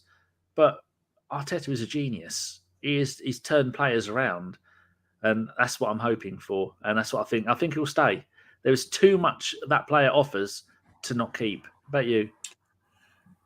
I really don't know, because part of me says, can we upgrade Emile Smith-Rowe? But then part of me says, what does Emile Smith-Rowe do? Yeah, which is Smith-Rowe? Like you listed all these positions, and you're rightly so, Danny. You know, we've seen Emile Smith-Rowe play on the left wing. We see Emile Smith-Rowe play on the right wing. We've seen him play centre mid. We've seen him play number 10. Like, we've seen him play all over the place. But I would like to see, if Emile Smith-Rowe does stay next season, I wanted him to be in a position where he excels at. I don't want him to see 1 minute he's on the left wing, and then the next game he's in centre midfield, and the next game he's on the right. Like, I want him to excel at a certain position. Whether he can do the Xhaka role, I don't think so. Because I don't think Emile Smith-Rowe has it in him to run back and be tackling and be up there 1 minute. Yeah, you got to be a bit more mobile than I think he is. Tattoos. Yeah, I think you got to be a bit more mobile. But if he's to put a gun to my head and say, does Emile Smith-Rowe stay next season? I don't think he does. I think Arteta does sell him. Villa? And I think he does go to Aston Villa, 35 mil. Like, I would take that. Would I take? I don't know. There's rumours that Guendouzi is going to Villa as well, isn't there? That would be hilarious. I don't know if I'd take 35 mil for Emile Smith-Rowe. I'd do that with a buyback clause. Yeah. I definitely would, and we get first refusal on anything. How often does that ever really work in football? Hardly ever happens and hardly ever works. Yeah, I hear what you're saying, but like you said, I don't know if it's sentiment for me keeping him. I don't know if it's a case of we'll see. I would like Emile Smith, like if I could give Emile Smith a loan to a Premier League club, I would love that. But someone like a Burnley, like a team that's just come up who plays attractive football now, But I just don't see it happening. Like I don't see someone like Emile Smith Rowe going out on loan anywhere. Like if he's going to leave Arsenal, he's going to leave. He's going to leave for good. So that's where it's a little bit, a little bit weird. So that's him. It's a tough one. He offers so much, but then again, that's why other teams are going to want him, and he's so young as well. Yeah, and that's it. You mentioned it earlier, Flo Balogun. Do you think he stays? Now, I'm just going to do this quickly. Do you think he stays? Do you think you integrate him to the club, or do you take we're going to get an offer for him? Would you take the money? I want him to stay, but I don't think he is going to stay because he's now made his mind up about what country he's going to play for. It was announced the other day that he's going to be playing for the US of A. Yeehaw. And so I've got a little picture here, which I think is really good. We did wonder where he was going to go and play and things like that. But he just, with them hosting the World Cup, there was really no, look at that. He's looking away. Don't look at me. I'm too good for the likes of you. He's that boy is going to be something special. That young man. I'd love to see him stay. He's gone to a dog and pony show of a league. He's gone there and he's done what needs to be done. He's scored goals. Some of them are penalties. He's dried up a little bit of late, but he is still a bloody good player and he has a future. How old is he? Does anybody 20? know? He's not old, is he? No, he's like 19, 20. All the way down for the loans. Where's the loan? Oh, for God's sake. Someone's gone mad on the Arsenal Wikipedia page. First assists, first goals, 100th appearances, 150 appearances. Just chill your beans, son. You've got yourself excited over nothing. Where were you all these years before when Arsenal was shit? Where was all your Wikipedia stats then? No, I was having to go and do it the old-fashioned way, you shitbag. He's 21 years old. His flag has now been changed on Wikipedia to American as well. Yep, 21. Oh, it's his 3rd of July is his birthday. Day before the 4th of July. See, I do maths. So brilliant. 19 goals in 34 La Liga games. And in real money, that's only like 10 goals in a normal league. But I'd love him to stay. How tall is he? 5'10". So he's not going to be the big man up front that we want. But he's better than Eddie. If we get rid of Jesus, which is never going to happen, and we get rid of Eddie, which is never going to happen, then I'd like someone like a Vlahovic and him. I think that'd be the big man up front, having another little man running off him, coming on, causing trouble. That's what I'd like. But we know in life, Karl, we don't get what we want, do we? No, sadly not. No. Controversial one. Ooh. Vieira. Yeah, I say bring him back as caretaker manager. The one from Portugal. Unfortunately. What do you think? So, as from my keen football eye, if I'm Arteta in the summer, I'm saying to him, here is a protein shake. You will drink this protein shake every single day for the summer, and you will start lifting weights. You will start lifting 20 kg first, and then you'll start lifting 50. I want to see you put on muscle because, he can be a good player, but I feel like he's too slight. So he needs to put on a little bit of weight and he needs to put on muscle. So hopefully in the summer, that's his job. His job is you are going to put on half a stone and you're going to lift weights. It's not going to be fat. It's going to be literal muscle. Like, would you like to keep him at Arsenal? Like, not sell him because we're not going to sell him. We don't pay 40 million for a player to sell after one season. But would you like to see him maybe get loaned out, or do you think you keep him at Arsenal? See, the problem with him is last season for Porto, 18 games attacking midfield, second striker 10, left midfield 4, central midfield 2, right winger 1. And in all those games, in just the Liga NOS, which is their top league, 27 games, 6 goals, 14 assists. Now that is a magnificent ratio. It's something that is a league that is probably equivalent, maybe even better to the French league. 2 or 3 really big teams, and the rest of them are all Championship League One teams. And so it's easy to do that kind of stuff there. And we've seen all the Spanish teams, they all go and get the players that have had a couple of seasons in Portugal. I mean, like tonight, David Silva, didn't he, for Man City, didn't he spend time playing? Isn't he Portuguese? Yeah. So maybe that's what Spanish, he's going to turn. Spanish, isn't it? I don't know. I'm just making it up as I go along. So I like his the abilities, the positions that he can play in. I like his pass shows that he's got an eye for it.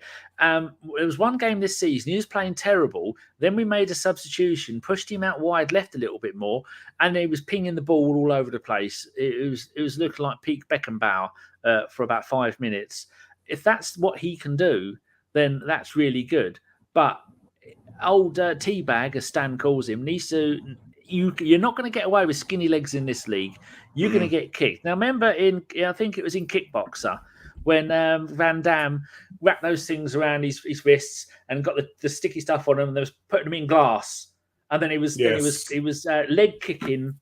Go and find Joe Rogan. Go and find Joe Rogan's weight bag and the videos of him on YouTube where he's pounding that weight bag with his leg, booting it really hard. He needs to go and live with Joe Rogan. Get yourself on some CBD, some edibles, and go and spend some time with Joey Diaz. Stay off the white stuff, and then come back in a year's time, and he will be built like Haaland. I guarantee you. Yeah, I feel like he needs to. He definitely needs to put on some weight and some muscle.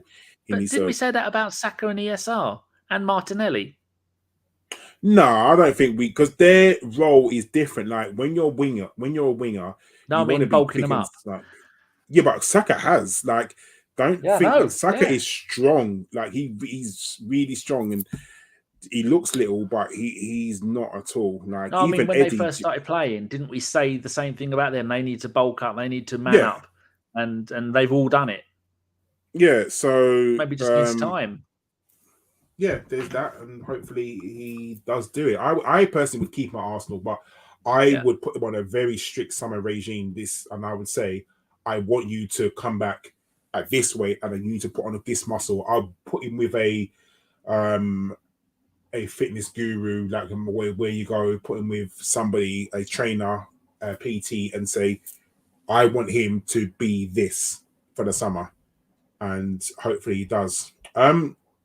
The last person I want to talk about before we start doing listener questions is Kieran Tierney. Obviously, so we've got a left back who plays inverted, and who almost makes us play three in midfield.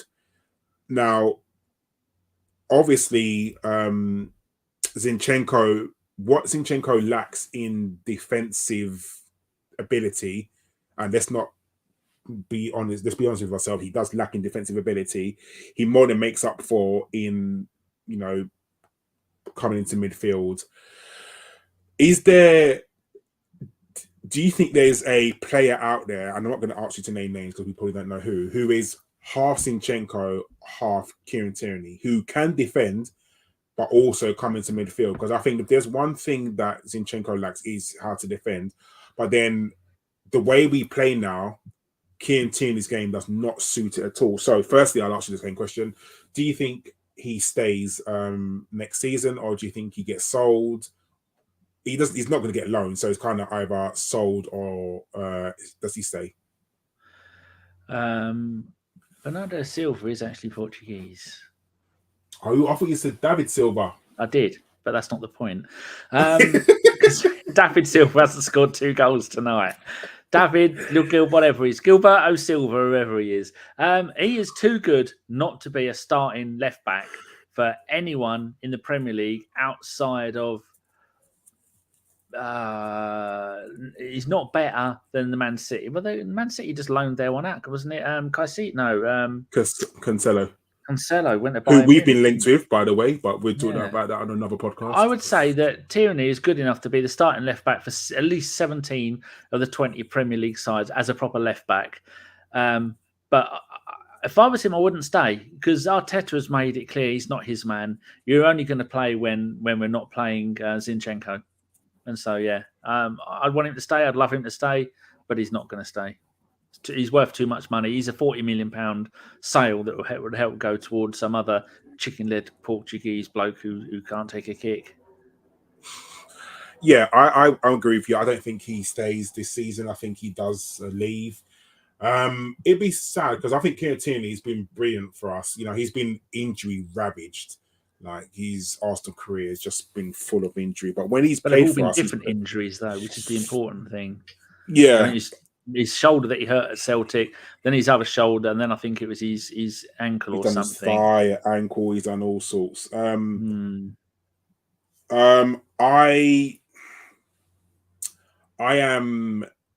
be sad to let him go, but I think he does, and I think he'll bring in at least 30 to 40 million because someone like a Newcastle will bid for him.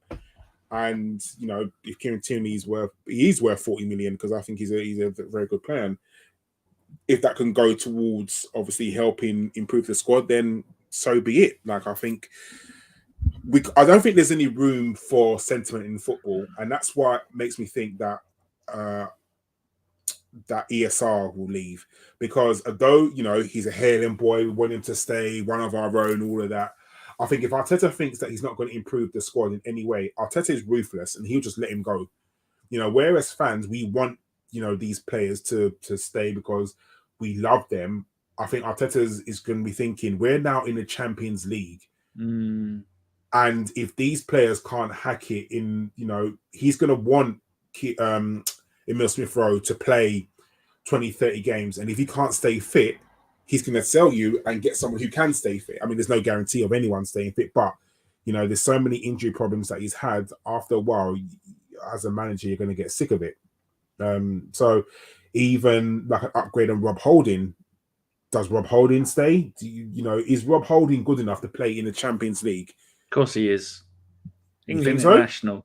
Well, we are not going to go all next season without needing someone. I mean, at the moment, he knows it's Saliba and Gabriel, and then it's going to be Tomiyasu, then it's going to be Ben White, then it's going to be Kiwior. So at the moment, he's 6th choice centre back, which is even someone like him. He's only he's 31, something like that. Although he's been at Arsenal for nearly 20 years now, he's still only 31-ish, and so.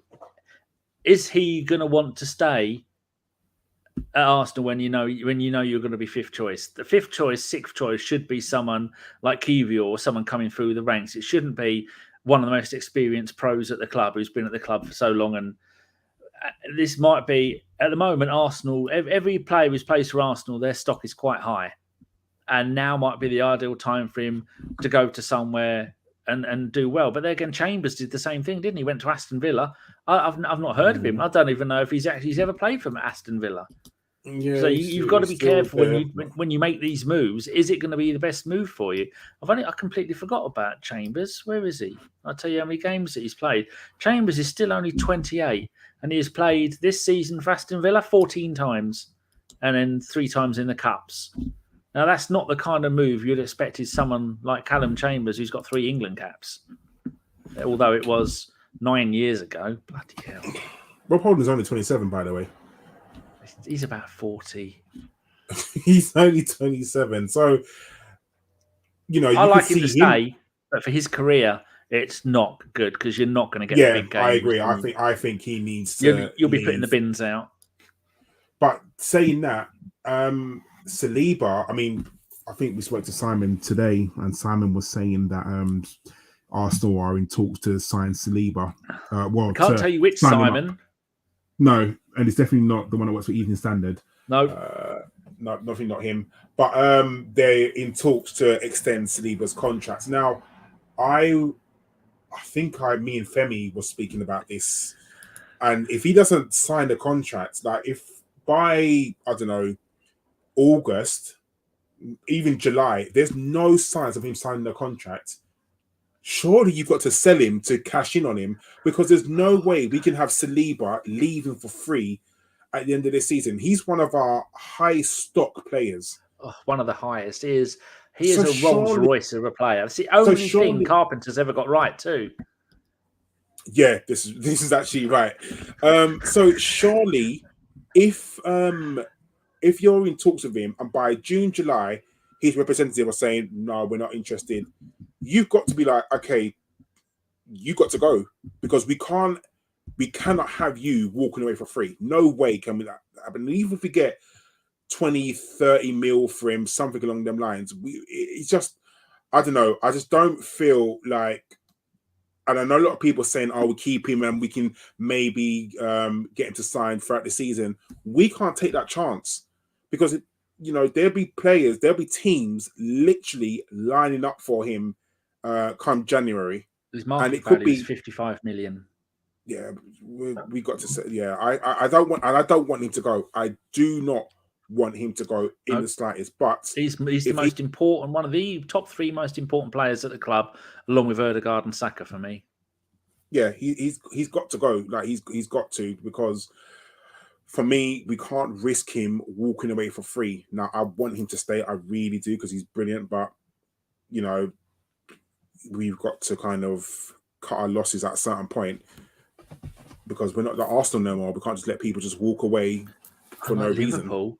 Letting Firmino, Fat Man, what's his name? I don't remember. The Ox and Naby Keita. That's about 150 million pounds worth of players they've bought that are leaving on a free in this summer. I mean, wow. If you look at the Firmino, I think he's done well at Liverpool. He scores some good goals. He always scores against Arsenal. So thank God he's leaving, because he always scores against Arsenal. So thank God he's gone. If we could get Jota to leave as well, we'd be well away. Yeah. James Milner leaving. James Milner's what, 37? Like, come on, so I can get that now. He's leaving. So he's been a really good professional. I've always liked James Milner. Like, he's been an excellent professional footballer. Like, you never really hear anything bad about him. So, if he's going to retire, like, happy retirement, James Milner. He's going to Southampton. No. Oh, is he? He's going to Brighton. Fuck yes. Off. No, he is. Seriously. People in the chat, have you heard that? That Fatty Milner is off to Brighton. Bloody hell. Oxlade-Chamberlain to Liverpool has been an absolute disaster of a transfer. And I'm talking about from all aspects. Like, do you remember when when he's going to sell him to Liverpool and he played against Liverpool like 2 days before the transfer, and he had an absolute shocker of a game. Like, and that was, I think, one of Arsene Wenger's biggest mistakes as an Arsenal manager, playing him in that game when you knew he was leaving.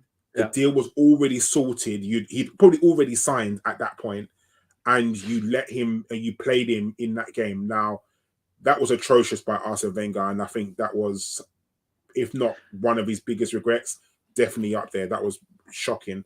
And but he's never stayed fit for Liverpool. Like, I know he's won some medals, he's got some Champions Leagues and things like that, but he has absolutely not stayed fit for Liverpool. So that was 40 million that we got for him. And what's he done? Like, can you ever think of an outstanding game that he's had for Liverpool when you thought, oh my God, he's worth every bit of that 40 million? Now, that 40 million then is kind of something like 60 to 70 million now. We absolutely robbed Liverpool, but you know what? All good. Someone's even removed him from the Liverpool website for all their, from the Wikipedia Liverpool for their players so far this season. He's 30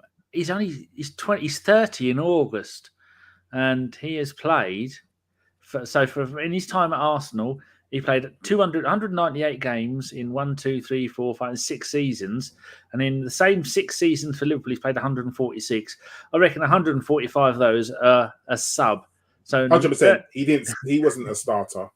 9 games this season in the league, 17 before, 13, 32. His first season, he played 32 in the league and 42 all thing. But yeah, that's he's going to go back to Southampton with Walcott.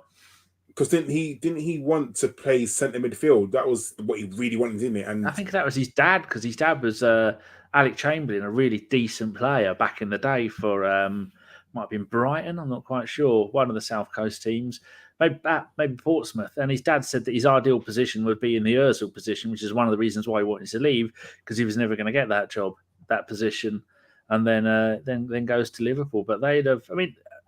It says on here that in his time with Liverpool, he's won the League Cup, the Champions League runners-up, the UEFA Super Cup, and the World Super Cup. So, but in that time, medals. You're right, but game-wise, what did he actually do? Probably not got much injured at all. a lot. He got married to one of those, the blonde bird. with the shaky ass, whatever that group that was. I have no idea who. But you know what? I don't care. He's not an Arsenal player. No. Good luck to him, though. Yeah. Always liked him. But he was another one who suffered like Smith Rowe. So adaptable. He could play in any of those front positions, which made it harder for him. Yeah. So, sadly, yes.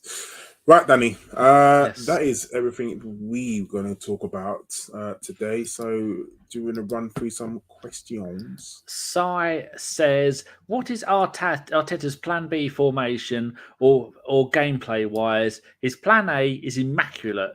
25 wins, 6 draws in 36 games is great, but we need an alternative for the 5 losses because we are fighting against corruption. Sai spitting truths there.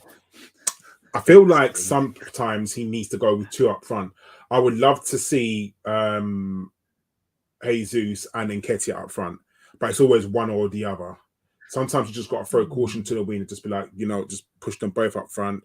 Like, could you imagine Nketiah and Jesus like running off Martin Odegaard's balls and things like that? Like, it'd be brilliant. But I feel like we do need a plan B. But the plan B for me is got to be a taller striker, so he can start hitting the balls up to them, so he can hold it up and then get like Saka, Martinelli, Odegaard running off him.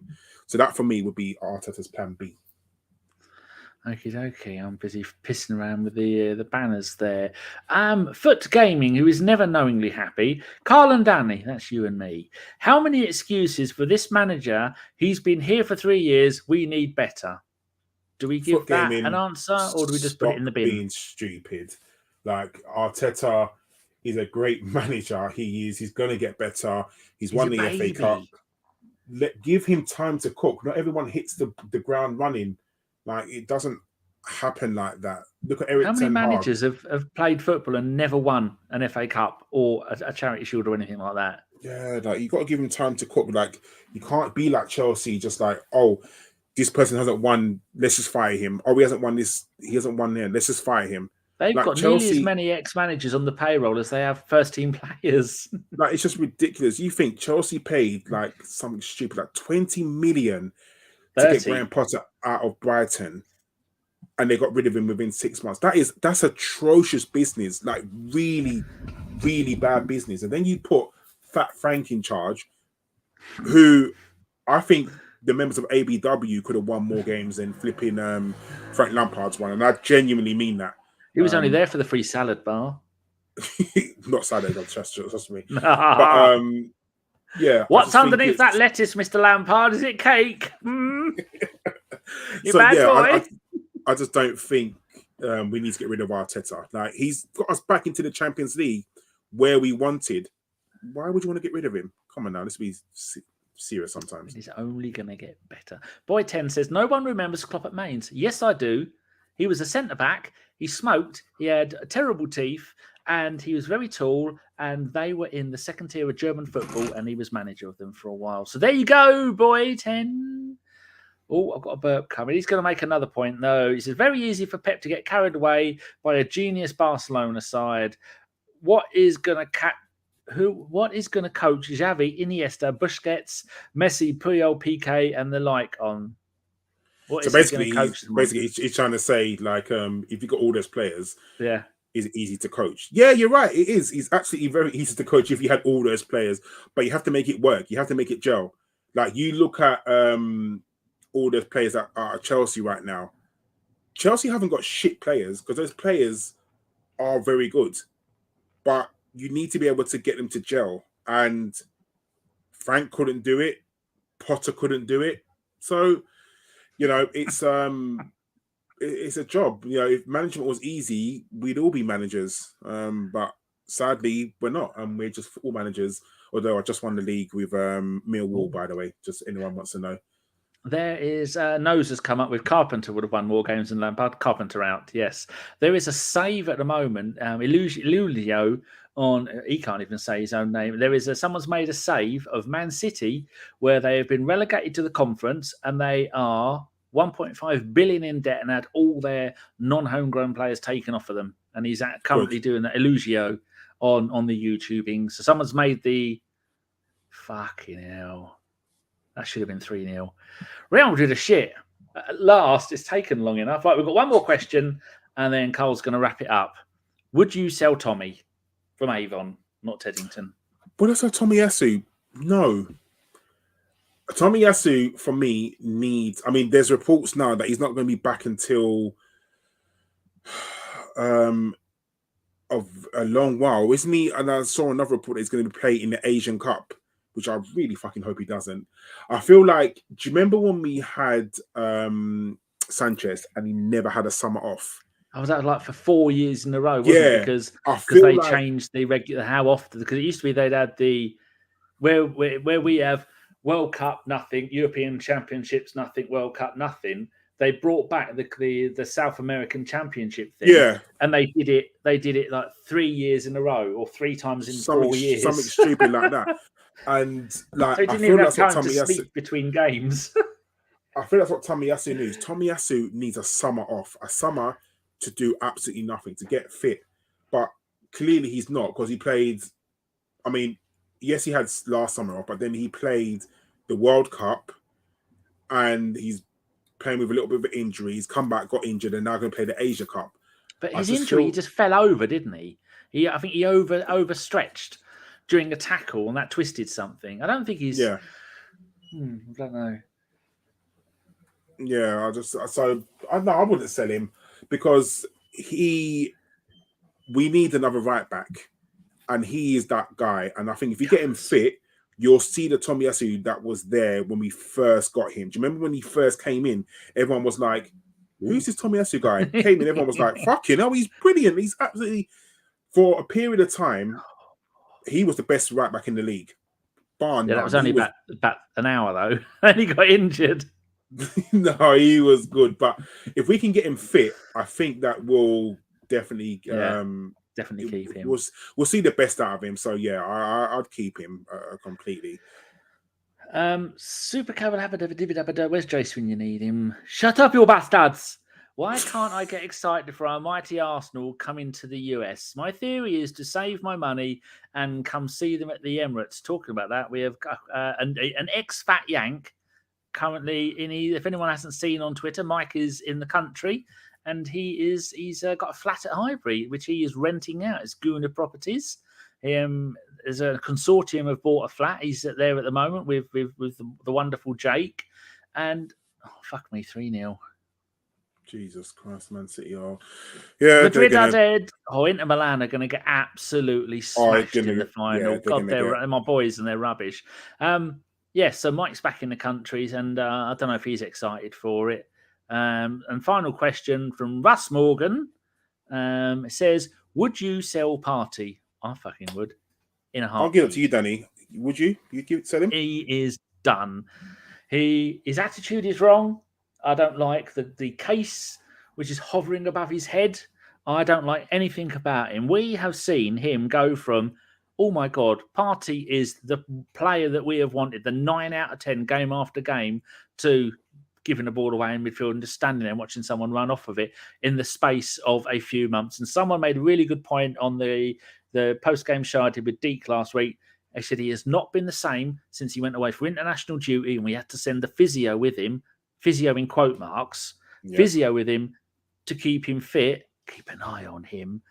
He's not been the same, Karl. How about you? Yeah, I agree. Since he's come back from the AFCON, he's not been the same. He's such a high earner as well. He's one of the highest. And the problem is, and I think we'll talk about this in another show. So on the next show, maybe we should start talking about people like Pepe and things like that. We'll do a standalone show on In and Out. Sophie and Tom did it, so let's copy what they did.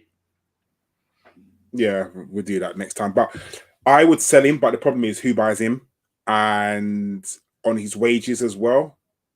He's not going to leave for less wages, and no one's going to pay him the wages that he's on. So maybe we work out a deal where unfortunately we let him go for 10 million, and then they can afford more wages.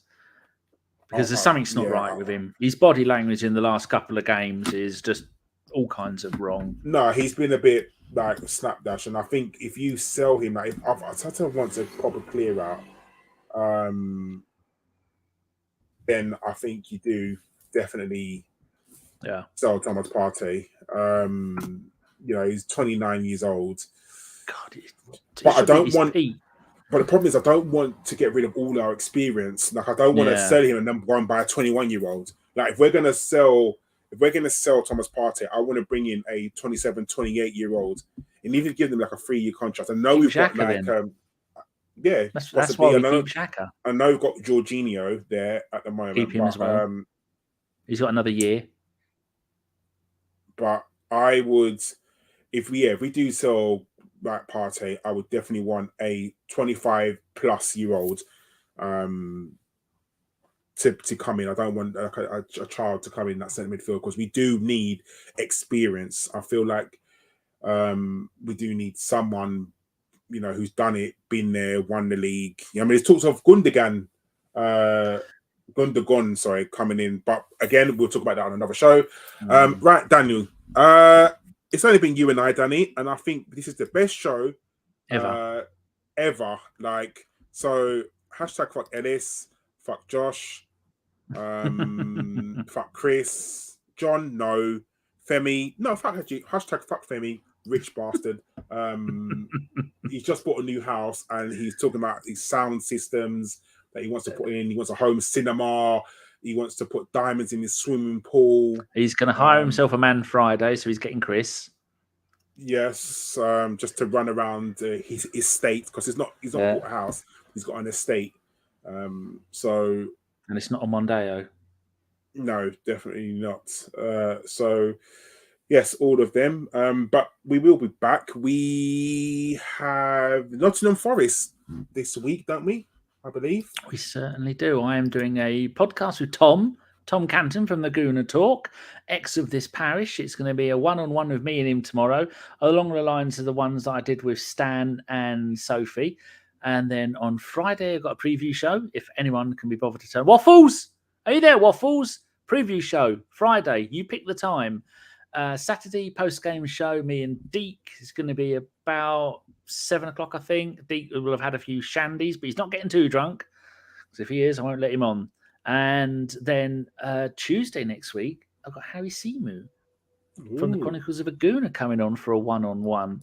And if you get any ideas for shows, Karl, you do them. You run with it. I shall, because this summer, there's no football this summer at all, is there? No. Well, apart from the Asia Cup, I believe. So ABW will have some ideas this summer. We'll obviously do transfer talk when we sign a player, when someone goes. We'll probably try and bring back ABW After Dark, maybe. But yeah, we'll have some shows over the summer. We'll let you know what they are. Right, everyone, thank you for joining us. This has been Bergkamp Wonderland and Arsenal podcast. Please give us a like on whatever platform you are listening on, whether it be YouTube, Spotify, Apple Podcasts. Give us a little tickle. Thumbs up in the chat, please. It helps us. We love that completely.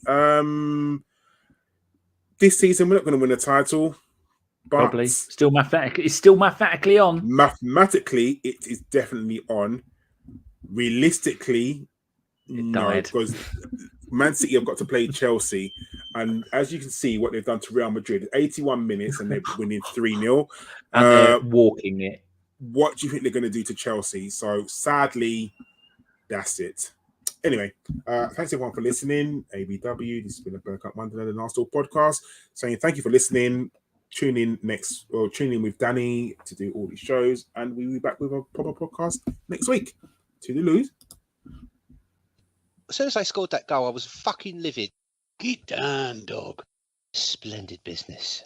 You nearly caught the bloody thing. What are you talking about? So I was just eating a full quiche. Well, you don't often see them at Ibs, so when you see them in the supermarket, they need to be swagged, microwaved immediately, and get the brown sauce on and bosh, Bob's your uncle. Never in doubt.